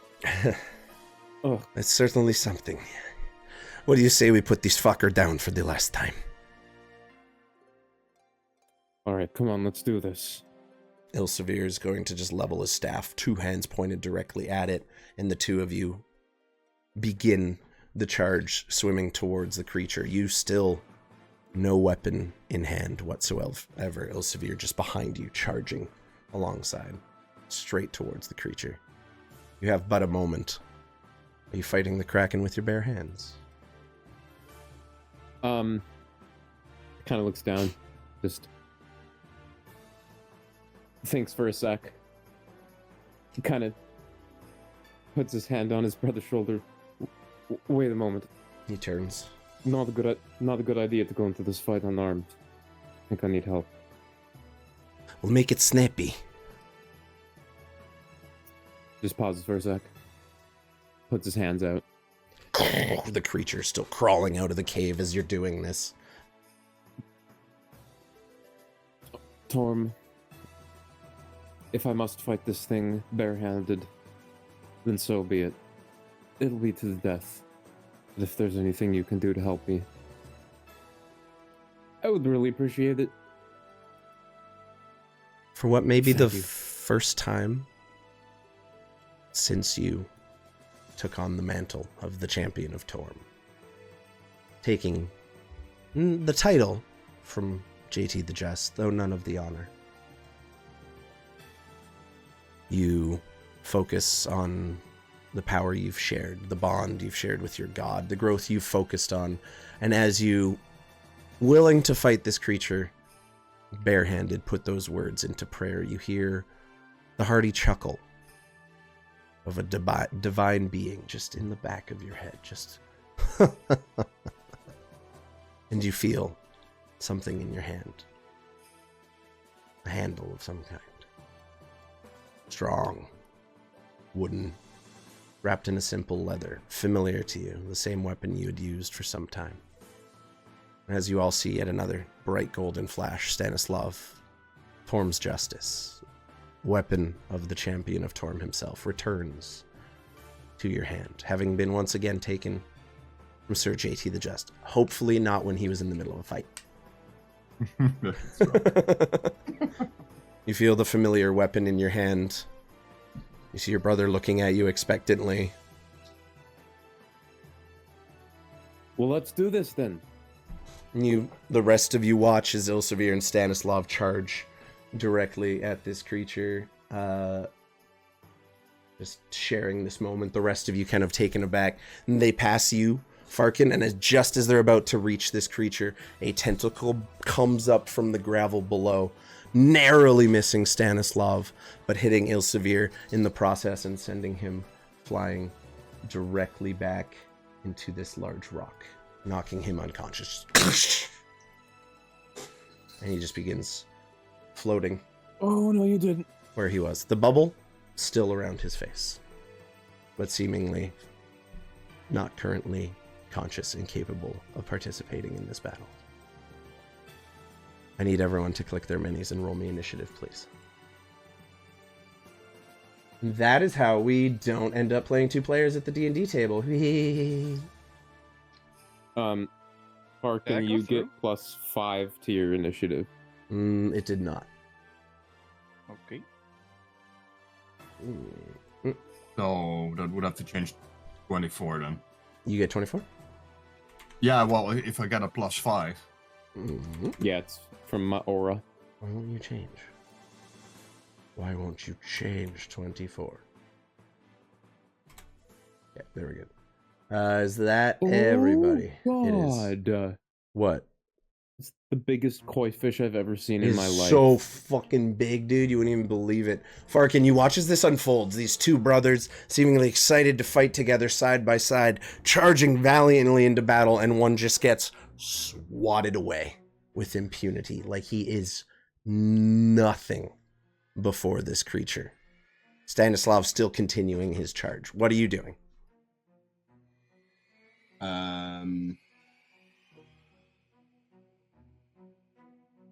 How far away from the creature am I? 25 feet? 30 feet? 30 feet. 30 feet. I'll do a bonus action first. Okay. As I'm gonna assist Stanislav, I'm gonna use Fey Give Spite. Until the start of next turn, first time the creature you help hits a target with an attack, that target has disadvantage on the next attack roll. Okay, so you're going to use your action to help Stanislav? No, that's a bonus action. Okay, you're going to use your bonus action to help Stanislav. Yeah. And then I'm gonna attack him with, well, the Kraken, obviously, with my... You stab Stanny in the back. Yes, I got it. Yeah, pretty much. So you advance forward, and as you come into the shadow of this creature, you realize barely half of it has emerged from the cave at this point, and it is still eclipsing your view entirely. And you lash out your first strike against it. You feel your blade hit hard tissue, cartilage and bone, and you try to dig in. Go ahead and roll me your attack roll. I think we can zoom in a little bit here. 22. 22 hits. He doesn't have much armor. He's mostly unarmored, but he looks beefy as fuck. And you slice into him with your Frostbrand Scimitar. Go ahead and roll your damage, please. You want me to roll attack roll 3 times? Because I can attack 3 times? Or Sure. Yeah, roll 3 attacks and then 3 damage or whatever, however many times hit. Works for me. Doesn't matter. Second attack. 26, Anything above third attack. 25. So all of them hit. Perfect. Anything above an 18 is going to hit. Okay, Roger. Everything hits. Roll me 3 damage. 3 damage. Okay, 7. 8. I'm just taking the totals because it adds them both together. Let's see if he has any. He's not immune or resistant to cold damage, so that is... Oh, my lord. 18, 11, 16, so 17 plus... 35. Yep. Total damage. Ooh. You carve into this creature's face, as that's the only thing that's close enough for you to hit at this point. Kind of into the jawbone. You see, it's the Jace game, babe. I gotta wear the hat. Shrek wears hats in this universe. You slice into the creature as hard as you can. You see the creature take damage. You see blood, black and blue, kind of fill the water. It seems more or less completely unbothered. You know you did damage, but this is a creature from eons ago who has withstood millennia before time finally consumed him. And it's going to take a lot to take this guy down. That being said, very good turn. Anything else you would like to do? I look over my shoulder at Stanislav. Good to see you back in the land of the living. Now let's put an end to this once and for all. There you go. What's up, degenerates with dice? Thank you for the raid. I appreciate it. Welcome in. We're fighting an undead kraken. Shit's going crazy. You picked a very good time to show up. Hope you're having a good night. I'm Rusty. These are my friends. We got to kill this thing. So, my voice is starting to finally go away. Damn. Next up, Gregory. You see Farqen rush in, and you see 3 of your allies. What? Oh, I have 18. Yeah. Hold up. I forgot to hit the magic button. Bam. Stanny, after watching your brother knocked aside like a fly, what are you doing? I just kind of look at that, and then after Farqen says that, he's a bit bigger than I remember, but should be doable. And I'm gonna swim right up to his face. You don't scare me. And I'm going to cast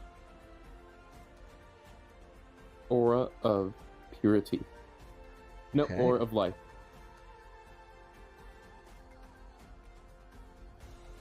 So everybody within 30 feet of me has resistance to necrotic damage. Their hit point maximum cannot be reduced. And if you start your turn in the aura with 0 hit points, you gain a hit point. Okay. How big's the aura? It's a 30-foot radius I can put it on. That's huge. So that would hit Ilsavir. So you're comfortable in knowing Ilsavir is stable. He's not dying, but he is definitely knocked out cold for the duration of this combat, simply for the ease of not having you play 2 characters. I cannot I got you. put an aura on myself. I can't figure it out. 30 foot? Radius, yeah. 30 foot. So, yes. Big 60 diameter. Mm-hmm. Yeah, there you go. So yeah, Ilsavir is stabilized and alive, just floating kind of here at the bottom of the ocean. Anything else you want to do on your turn? No, that was my action, and I don't have any bonus actions that I can do, so... Stay close, Farqen. He is going to use one of his legendary actions to make a tentacle attack against you. It's a 28 to hit you. Yeah? Yeah, it's cracking. You take 18 points of bludgeoning damage.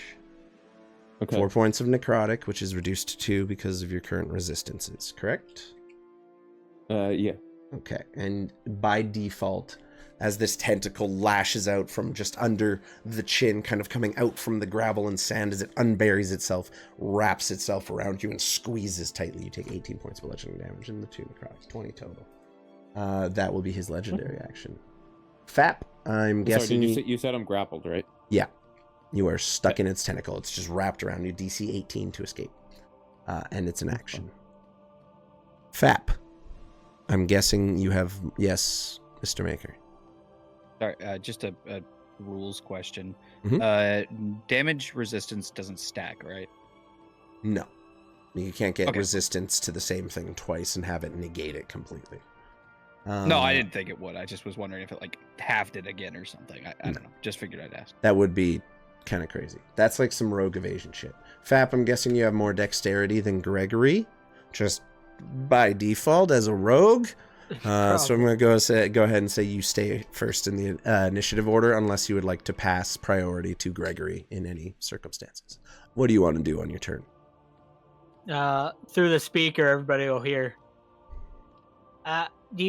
Would you like me to exit? You're given a thumbs up from Gregory. Is that... Yes, you hear F.A.P, Stanislav. You hear just echoing through the water from behind you, being projected magically, the voice of a small, fully autonomous piratic. Can fight. Yes, get out here! With, he's gonna pat UI on the, like, what he thinks is an equivalent of a shoulder. And just, man the ship. I've got this. Good luck. And he gives you a bing metallic just smack on your ass as you leave. Robot to robot. The GG. As I go to GG. exit, Bing! The scimitar is going to come out on his left hand. Mm-hmm. And with his bonus action, it's going to ignite on fire.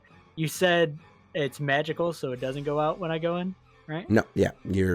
Any magical flame is not extinguished by the water. He's going to ignite the scimitar and exit the ship. Yeah, like you won't be able to light shit on fire down here, but your magical weapons still have all their properties. In fact, as you ignite it, bubbles begin to come off of the blade and the fire surrounding it as it boils the water within proximity. How much movement would it be to... Just like 5 feet down. You just jump through the hole. Okay, then 25 feet over here, and then I will action dash get here.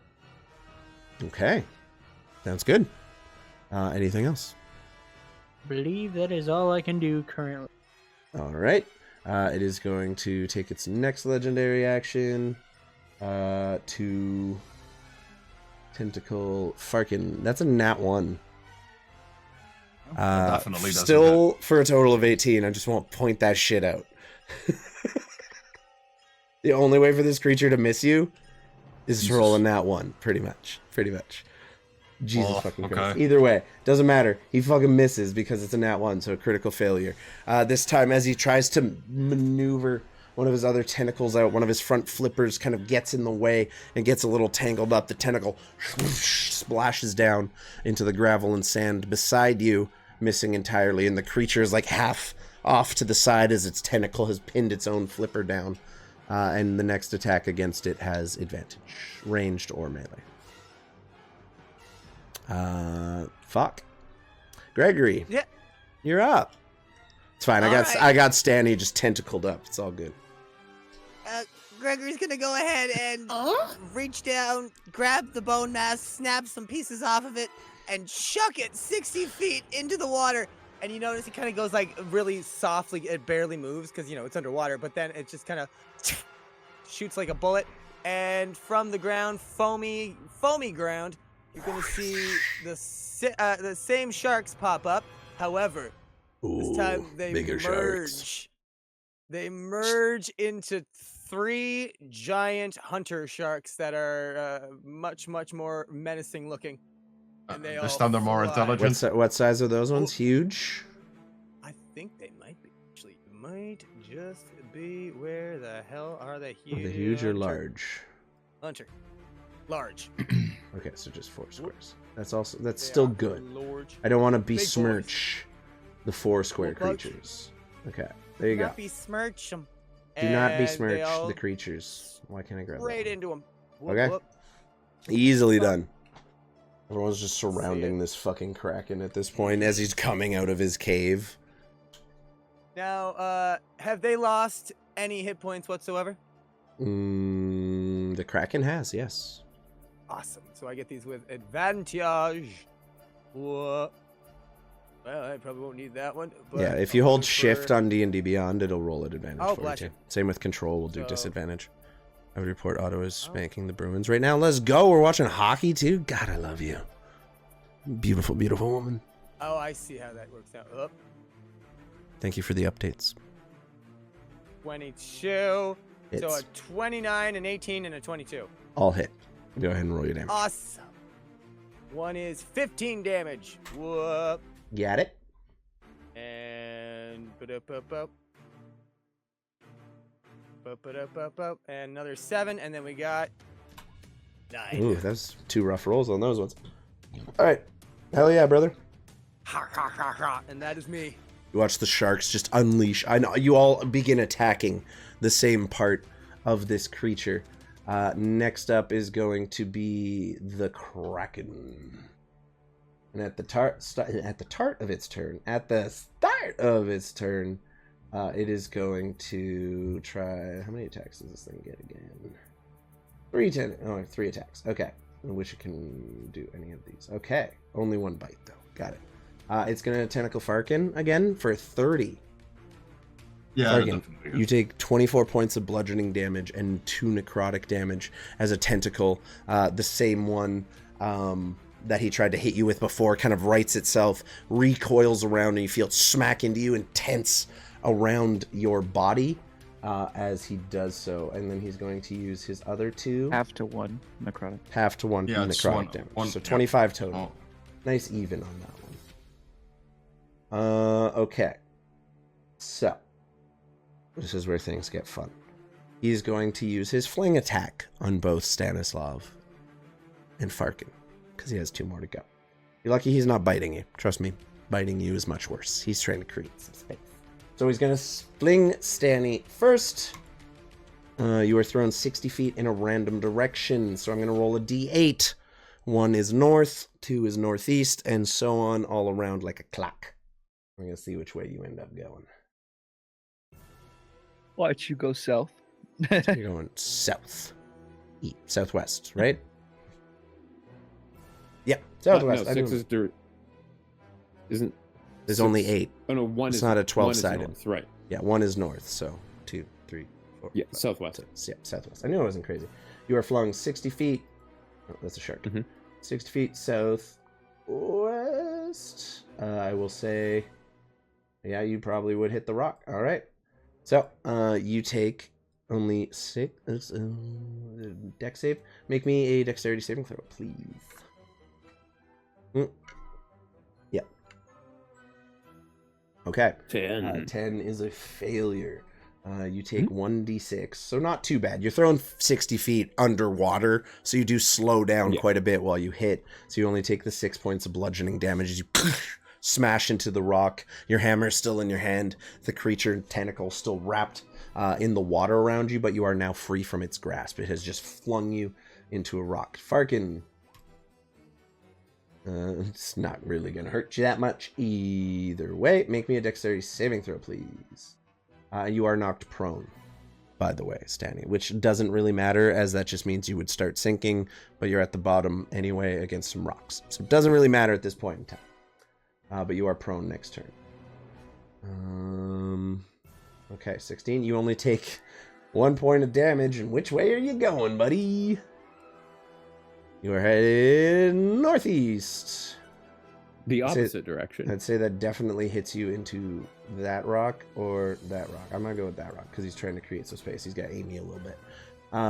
So you also fly. You take 1 point of bludgeoning damage as you two are flung, kind of sliding through or skimming through the water, and crashing onto a rock there, breaking some of the dry, dead coral around you as it crumbles into the sea. And then it is going to...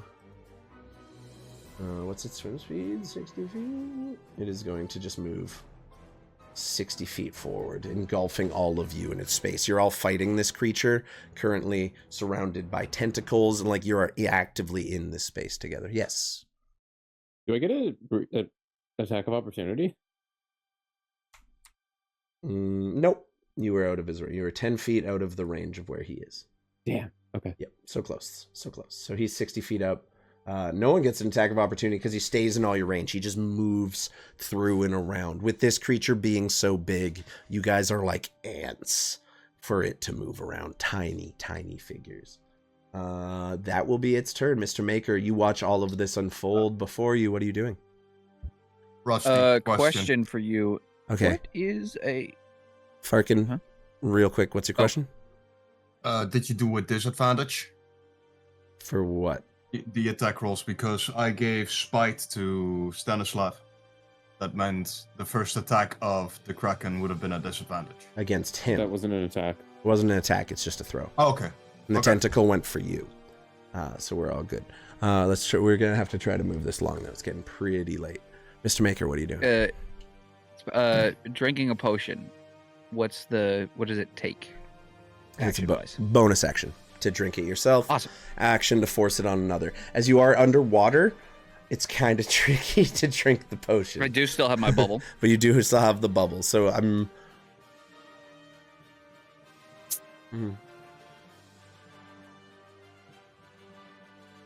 So you can drink through the bubble. Okay. It's cool. not a solid bubble. I'll allow it. Thank you. I will drink my potion of growth. Oh, okay. So you grow to large size? I do. Good. I grow to large size. You watch his health core pops the potion, kind of jams it through the mask, the bubble, creating just a small seal around it, and, you know, in the atmosphere is able to actively consume the potion and grows larger in front of all of you. Then I will move to about here. Okay. And I will take my 2 attacks. I don't know if I need to claim this now or what, but I want to use Branding Smite. You can claim that after you hit, one of I them? believe, right? Okay, cool. Or is that just normal not pally Cast it, smites? and then it just activates on the next hit. And if you miss, it doesn't get used. Correct. Okay, cool. Okay. Yeah. Cool. So I will hit. Or I Okay. will try to hit. Go right ahead. 23 will hit. 23. Yep.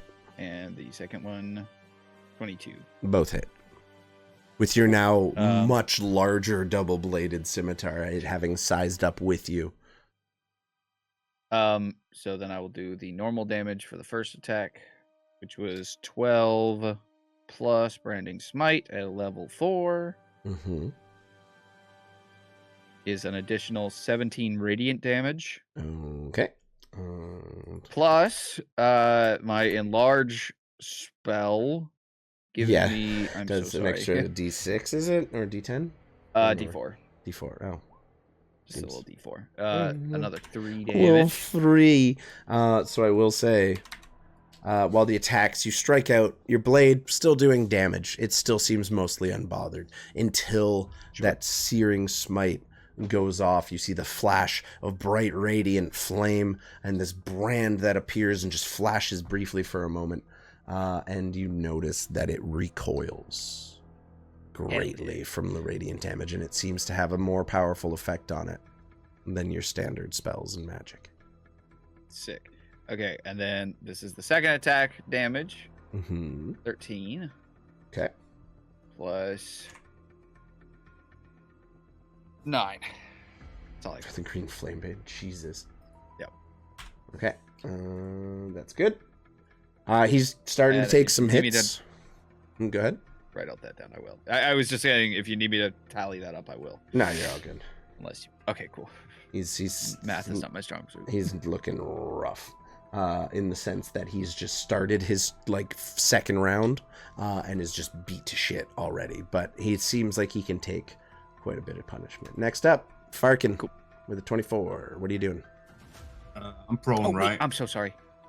It's one more 1d4. I'm so sorry. Ah. I forgot. Because of enlarge. You rolled it. The potion of growth. It was a 3. Oh, second does attack. It go for second both attack. Yeah, Yep. That's another 2 damage. I got you. Okay, perfect. Sorry. Kieran, top of the order, 24. What are you doing? I'm prone, right? Yes, technically. Okay. It would take half of your movement to get up normally. But you're kind of swimming, so I'll say it takes just 10 feet to kind of right yourself and recorrect your position. Yeah, I'm in his range anyways, am I not? Yep. There are still just active tentacles and fins, and as he moves around you, it's just you're always kind of in that zone. I'll do the same thing. I'll attack 3 times with my scimitar. Okay. 24. This got hit. 21. Hit. And no hit. 15 doesn't hit.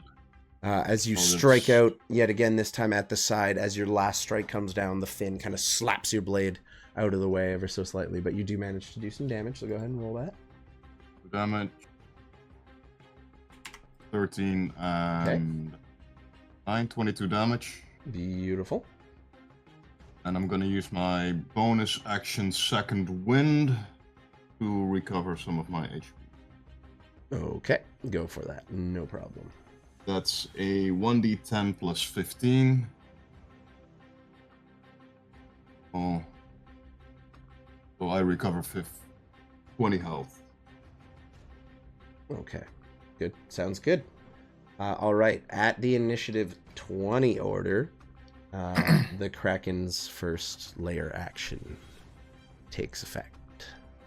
As he pulls his full body mass out of this cave, the tentacles and fins all spreading around in every direction. The currents in the water here are powerful, more powerful than you could have ever imagined dealing with. I need everyone to make me a strength save of DC 23.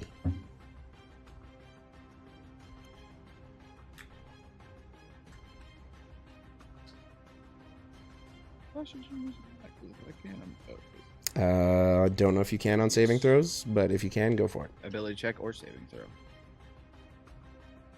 It's a 26. Okay.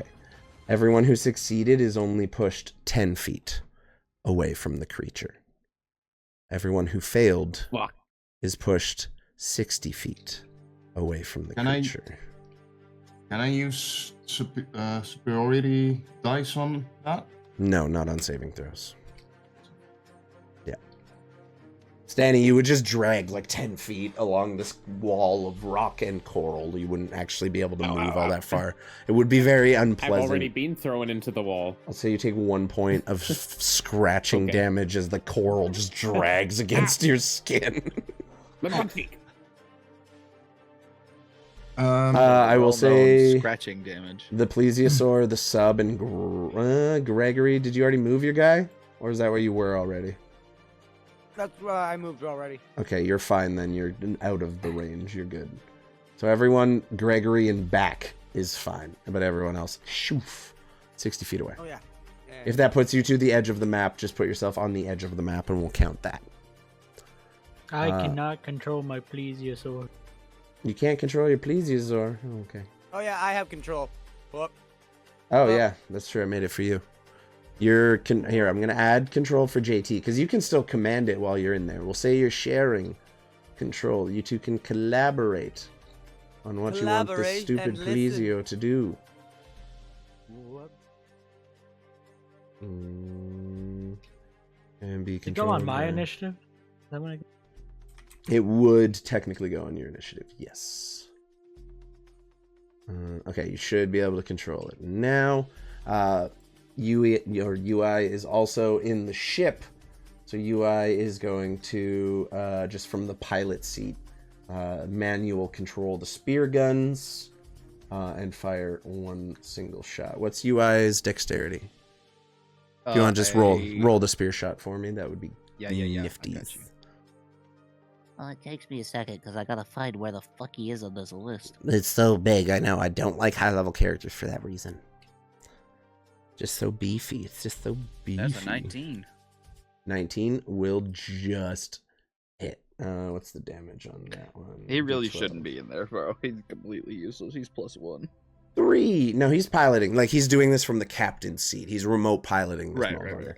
Okay, so he hits for 3 damage. One of the spears just thunk into the side of the creature. With that, Stanny, you're up. Okay. You notice the creature was very unhappy about the radiant damage.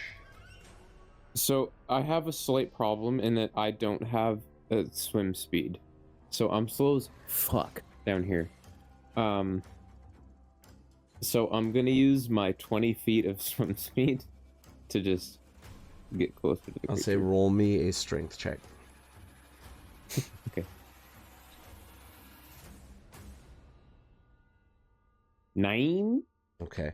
Not quite enough. You struggle forward, realizing you have no means of propulsion down here, at least not in the way you would like. However, the creature being necromantic in nature and still being pieced together with necromantic energy, not yet at full form, already appears to be pretty beat up. It can hit you guys really hard, but it definitely doesn't have the fortitude that you would expect from a creature this size. Okay, so I am going to, because I'm not in melee range, I'm still going to speak the word for Torm's Justice. I'm going to say, Streak Yvonne, and it's going to light up with holy flames. Okay. That's my bonus action. I wasn't going to do anything else with that, but you can throw it. Then I'm going to attempt to hit it. No, I need it back with a Sacred Flame. Okay. Dex save. Doesn't have a very good dex. Fails. And roll your damage. Okay, so 13 radiant damage. 26 total. As you cast what you expect to be a pretty, measly cleric spell, nothing too fancy about a sacred flame, you watch as this flame erupts over the entire creature. It flails about in pain and agony, and as the flames fade, you see searing marks all over its body. It did not like that. It is looking... I'm gonna get some more. Its head just growls through the water and faces towards you. Good. And you know it is possessed by Ropesh, so... Yeah. That being said, legendary action coming up. It is going to tentacle attack you, Stanislav. That is that is the ship. You get shot with a spear. No, what the tentacle. Yep. Damn. It's fine. I have so much Nat HP. 20. Just do the damage. It's only an 18. So we're just going to take the 18. The 36. first number rolled and double it. So 36. And then the 3 necrotic damage doubled to 6, reduced by half because your resistance still stays at 3. So 39. Okay. So much easier to do crits that way. Just double the number that shows up. Let's go. I'm good. It just wraps around you, squeezes you tight. You feel bones cracking under the pressure. F.A.P, you're up.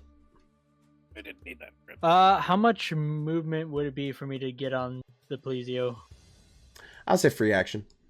Just mount up. Perfect. Or whatever. You're actually next to it. Yeah, so easy peasy. Yeah, so once I mount up, he's just going to go forward and onward. And just command it to dash. Okay. You Where it's command full it to swim dash, speed to full 80. swim speed. Okay, easily done. And then it's bonus action to command that, right? Or does it have its own? No, it's a bonus action, I think. I'm not sure with the Then- figurine. You would have to look at the figurine. It just says a mount. It doesn't really give you any actual information, I'll so say- I looked up mounted things. Bonus action. Oh, yeah, no. So for mounts, they have their own movement independently, right? Stanny, you used a mount a lot.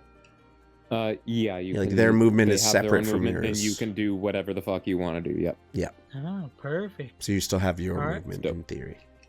I want to swim off it and get right up in this fucking thing. Well, its face is turned towards Stanley now. Yeah, you kind of come up right at the side where you'd expect an ear to be located, and you kind of see this like bulbous shape on the side of his head that you gather to be some kind of similar biology. The shadowy blade's gonna pop out of his other arm again. Mm-hmm. He can't particularly use it currently, but it's there now. Okay. And he's gonna start swinging at it with the flaming scimitar. Go for it. What? Can I ask a quick question? Sure. Would Ilsavir be like over here or some shit now? No, he gets like against the rock, just like this. He's just being buffeted fluttered against the yeah, rocks. just buffeted against the rock. Dude, That's it's gonna crazy. be- What was that? Me and the plesiosaur are the same fucking size. Yeah, you just like this dinosaur pulls up next to you. You're like, Sadie. I didn't use my sneak attack on that. I don't know why I rolled it automatically. Oh. Do you want to use your sneak attack on it? Not currently. Okay. I don't know why it auto rolled that. Well, I mean, Farqen is in range technically, so you'd be able to. Yeah, I'm saving it. Ah, we're saving the sneak attack. Okay. So just 7 slashing, 9 fire, 16 total. Okay. You step forward and slash into the creature as its head's kind of turned, cutting into the side of the neck. And then will be he swings again for Mhm. oh crazy. Rogue has an extra attack. I know. Wild stuff. Fighters, dude. We love it. You can swing Fight. again. You fuck up that Kraken, dude. 14 will not hit. Unfortunate. Unfortunately. And then you're gonna watch as this little robot action surge. You watch as F.A.P takes his 2 swings, doesn't do quite as much as he was hoping, and you hear the whir of gears on the inside just churning under. You see the arms wind back like a toy soldier, and hit. We'll We go hear, ahead like, and a use the voice that- sneak attack on this one. Not at all like FAP. You just hear turbo mode. 23. Okay. And then as an Eldritch Knight, I get this fun little thing where one of my attacks per turn can be a cantrip. So I'm on a booming blade.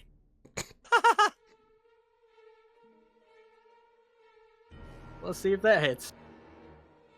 Ooh, fun. Does fortunate. not hit. There's just this of force and energy under the water. Unfortunately, doesn't connect. That it for your turn? And then he's gonna move away. Okay. His last bit of movement. Legendary action before Gregory's turn.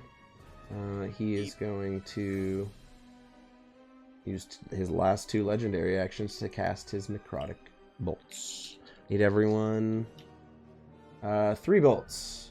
I can strike 3 people that he can see. F.A.P's getting 1. Is this a spell? Yes. Well, I'm gonna. no, it is not. It is 3 magical bolts, but it is not considered a spell or a slot. It's just a passive magical ability. So 23 dex save from F.A.P. We're going to say Mr. Maker. And then Gregory, all the way back there. Bop, bop. I'm gonna use Indomitable. Yeah, you are. Try for a re-roll on that one. Wait a second. Oh, it was meant to be. No, you aren't. I Okay. have advantage from so hoop. Do it again. I got zapped. Fuck. Oh, it's not supposed to be lightning Oh, I damage. forgot that's my about a mistake. thing I can do. Oh my It is God. necrotic damage. So Okay. you're lucky. 19 reduced. Rounded up, we go 10. So you take 10 necrotic. Yes, we need to just keep rolling. We can't have like an interjection every single turn. What's up? It's just me that has the resistance. It's an aura. Oh, because I no have one's in necrotic. your aura? Okay. Yeah. Everybody who does not have resistance takes the full damage. That will be it for that. Gregory, you up? Let's do her to her. Alrighty, Gregory, as he's getting blown back, is already opening up the messenger bag, and you see first the little fox head of a grandfather, grandmother, then a sister, and then a brother, and then in the middle it's this tiny little baby who just has 2 little fox middle fingers as I cast Fireball at 8th level. And whoop, come on, see it, please. Okay, I need a dex save of 16 to hit 50 fire. Okay, 50's not terrible. So bad. Holy shit. He takes full damage. He is still alive, but like, homeboy is looking rough. And it's at this point, you all see, not a voice, you don't hear a voice in your head, but you begin seeing images as if they're being projected into your mind telepathically. You see images of the Kraken tearing apart Southwatch. It's swallowing your friends and family whole, tearing down the monuments that have been built to honor the fallen, as this creature is beginning to taunt you and get inside your head. I need a wisdom save from everybody. Boop.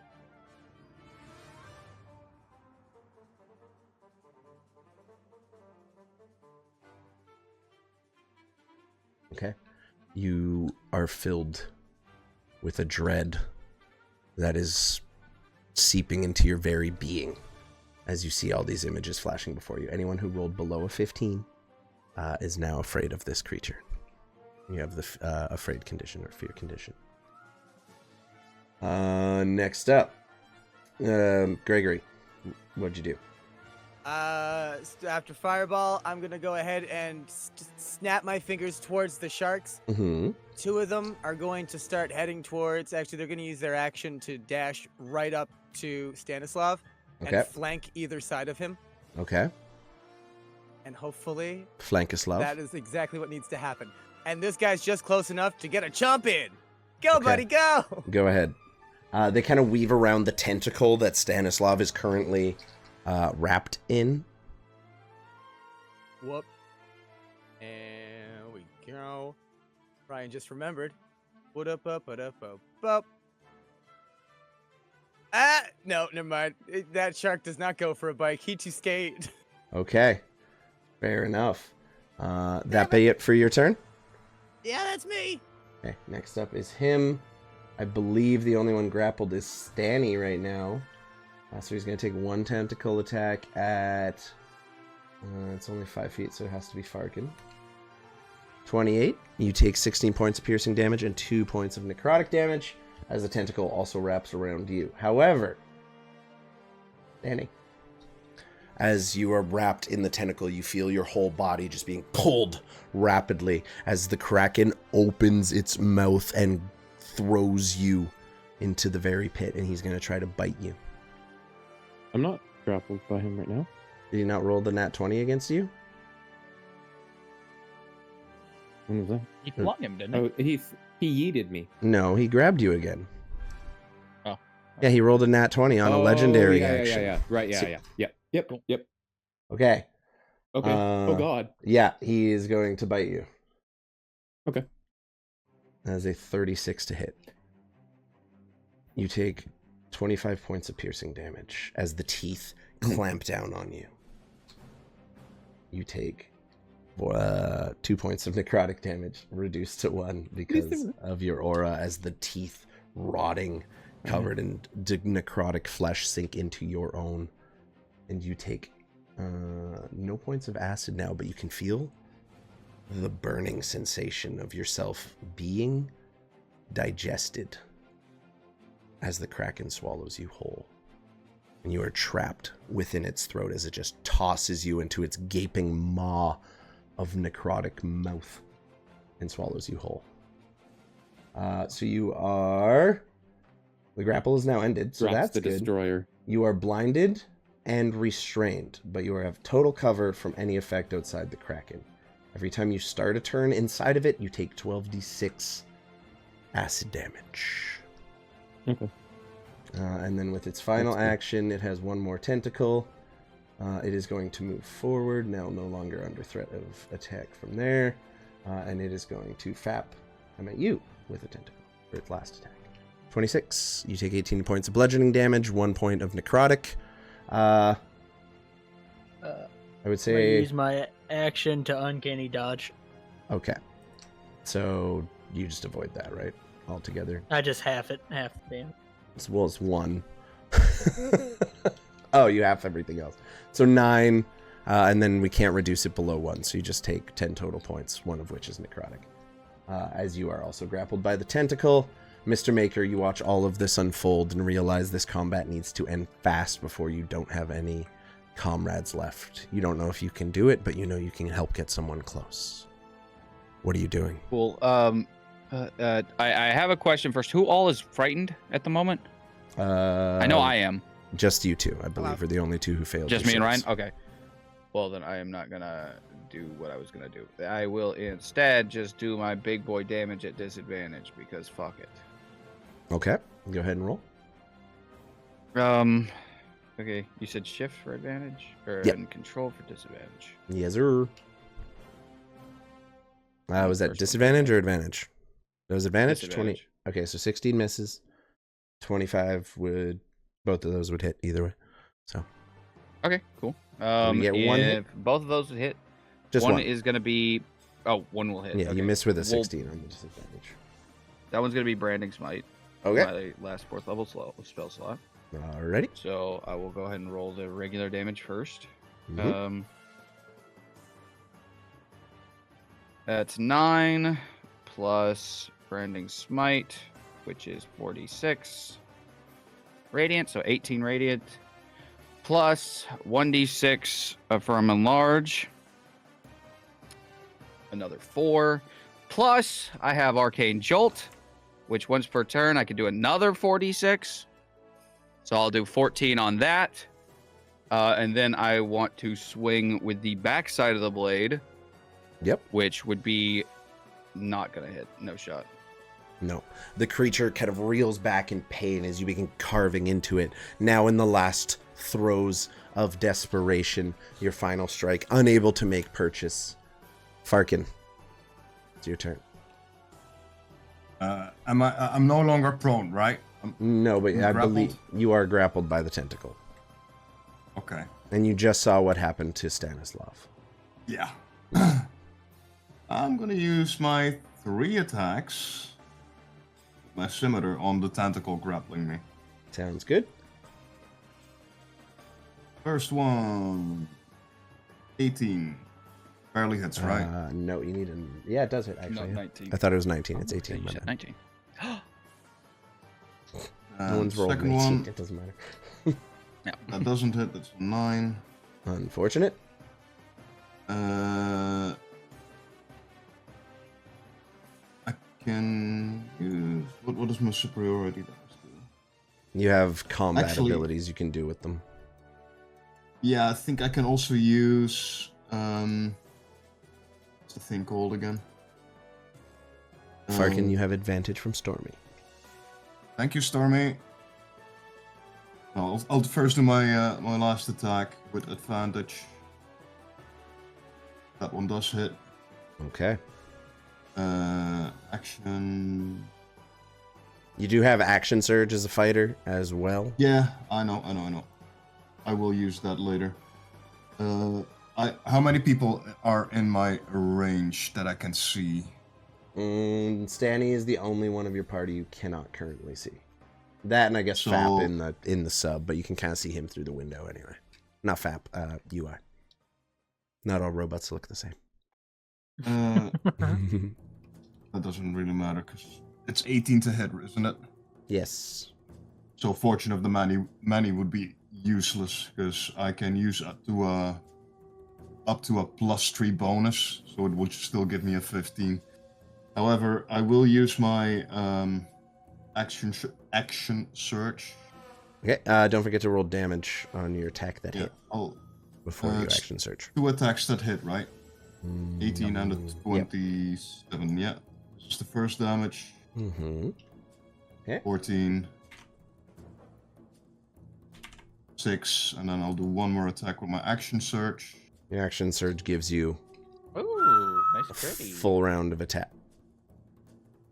A full round, so it's 3 more attacks. Yes, sir. Go ahead and roll your damage for that, though.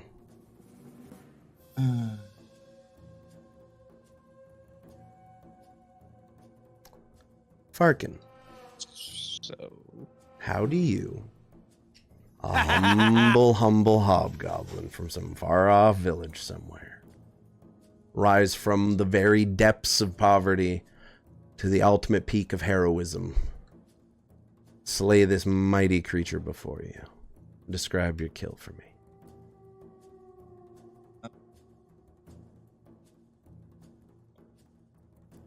I'm gonna first cut off one of his fins, continue to slice into his throat, and finish it off with stabbing my scimitar into his brain and twisting it open.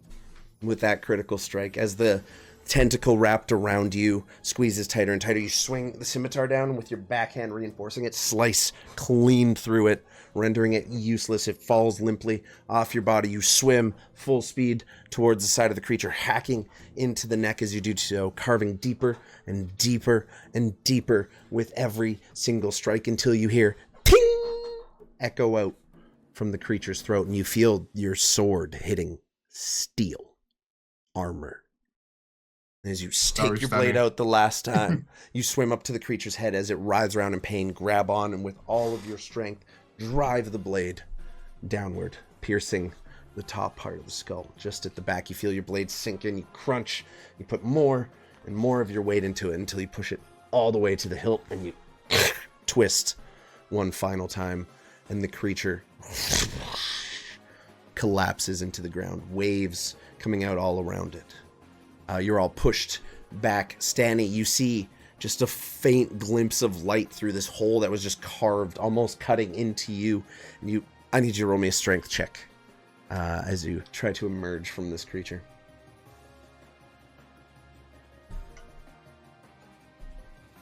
Okay. The digestive fluids of this creature, as you're just reaching the top of its stomach, beginning to burn. You, with all of your strength, do your best and can only just manage to force your gauntleted gold hand out of the creature, kind of just, and you all see a hand very familiar to all of you just rip out of the hole, but struggling, like literally. If I can see his hand, can I Flash of Genius him?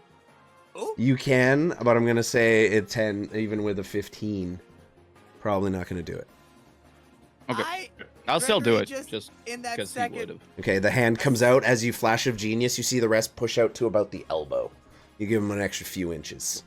Flash of Can I help him? inches. Can I then reach in?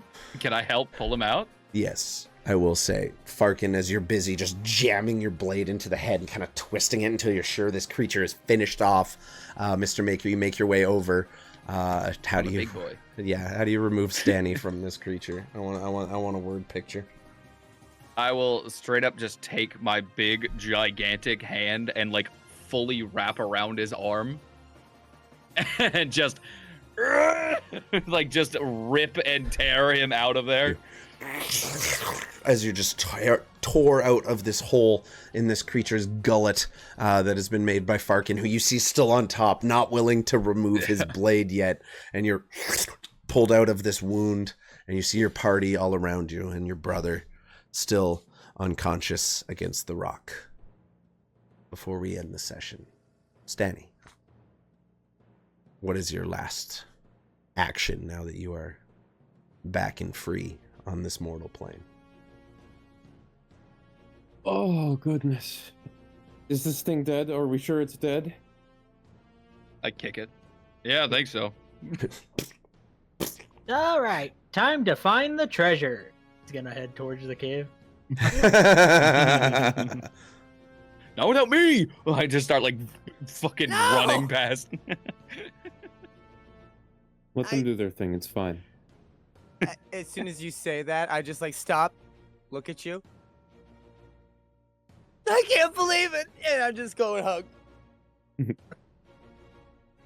Your brother. Ah! I pull out the sword off the head with a plop. Mm-hmm. I sheath the sword. I put a hand on Stanny's shoulder and say again, it's good to see you again, my friend. It's been too long. Oh, thank you for getting me out of that thing. was about to literally become its food. Speaking of food, you hear grumble, grumble. from where your brother was lying unconscious, just like a... I think for a second you did get made its food, brother. You just didn't finish digesting you. A little help would be nice. And as you go over, throw an arm around your brother Ilsavir, the two of you make your way back to Mr. Maker's magnificent sub, F.A.P. What's up? Not so much F.A.P, but Stanny, in your head you hear a voice that sounds a little familiar to you as a sending spell is cast. And it says, "Did you take my fucking hammer? Welcome back, dear friend." And that is where we will end this one shot for the evening, as you all return to the sub, make your way to the surface, and enjoy whatever events may unfold next.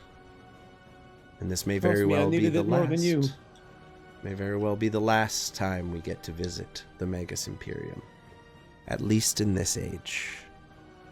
I want to thank everyone for being here tonight. I want to thank Hell's Corp for riding out the stream with the headache. I don't want to keep them here any longer than I need to. So real quick, everyone, starting with F.A.P, say a quick goodbye, a little something about yourself if you want to, while I find someone for us to raid out on. Goodbye. This has been me, the fully autonomous pirate. Thank you guys for watching. It was a pleasure to be here. In other words, hopefully good internet soon. Woo! End of November, maybe. Past that, yeah, that's me. Next up, Farqen. Or Thank Mr. you, Maker. everyone. You know what? Let's do Mr. Maker so yeah. he can get out of Anything here with a because bed, yeah, he's that's struggling. Sorry. He's struggling. Yeah, it's kinda- If you want to just leave your cam on when you dip out so it doesn't fuck up the overlay, I'll kick you when we're done the call. Okay, Thank you. I've been streaming a lot lately. Come see it. Yeah, that's it. I'm gonna go to bed. Go to bed. Thank you for joining. We love you, buddy. It was so Nice, great to have Bye, you. Holmes. Look forward to seeing you around again. Bye. Feel better, bud. There we go. Commands are working again. Next up, we have Kieran Chicago. Farqen, what do you got? Thanks all for tuning in. I had great fun rejoining this campaign. I'm glad to have met all of you. It's a pleasure to play with all of you. Yeah, thanks, and have a good one. Oh, yeah. Gregory, Ryan. Echoing what Kieran said, absolutely incredible. This is, I'm going to think about this campaign on my deathbed. I know already. Gregory has such an important place in my heart, and I'm so glad I got to be again. And all this week we're doing Halloween stuff at the Purple House. Come on by, hang out. Friday, I believe it's going to be some repo with some Halloween buds. It's going to be great. I'm going to see if I can get off work a little early for that one, because I'd love to be there. And last but not least, Stanislav. Chris, give us some final words of wisdom for the last game of the Might of the Imperium. Nothing silly this time. Just, it was so therapeutic to come back and play Stanislav and be with this group again. And I mean, it was my first D&D campaign. Yeah. That felt good. I needed that. Crazy good. I needed that. It's it. late. I'm tired. I need to pee, and I want some food. I I want to thank everyone who's here tonight. You guys are the best. Truly from the bottom of our hearts. Thanks for joining us for one last chance to enjoy our time in the Magus Imperium. With that being said, we're going to raid out on Frost Prime. No idea who that is, but they're streaming D&D, and I'm excited about that. So we're going to check out some new streamers. We're going to go just show some love because we can. If you got the emotes, feel free to drop them in there and show some love from us here over at the Apothecary. In the meantime, we'll be back next Monday with our usual campaign, y'all. Don't go nowhere. We'll see you soon. Y'all know the thing. I have been Rusty. These have been my friends. You all have been awesome. We'll see you next time. Bye-bye. Hey everybody, I'm Rusty Tonics. Thank you again for coming by the stream or checking this video out on YouTube. It means a lot to us over here at the Apothecary, and it's always a pleasure to share our D&D games with all of you. If you're interested in catching them live, you can see us every Monday at 6 o'clock Eastern on Twitch, or every Friday after the stream comes out on YouTube on demand. Feel free to check it out, drop a follow, drop the subscription or whatever you want to hit that subscribe button so you can be notified whenever our videos are coming out. And yeah, I hope you all have a good day. Keep being good to each other, and I'll see you next time.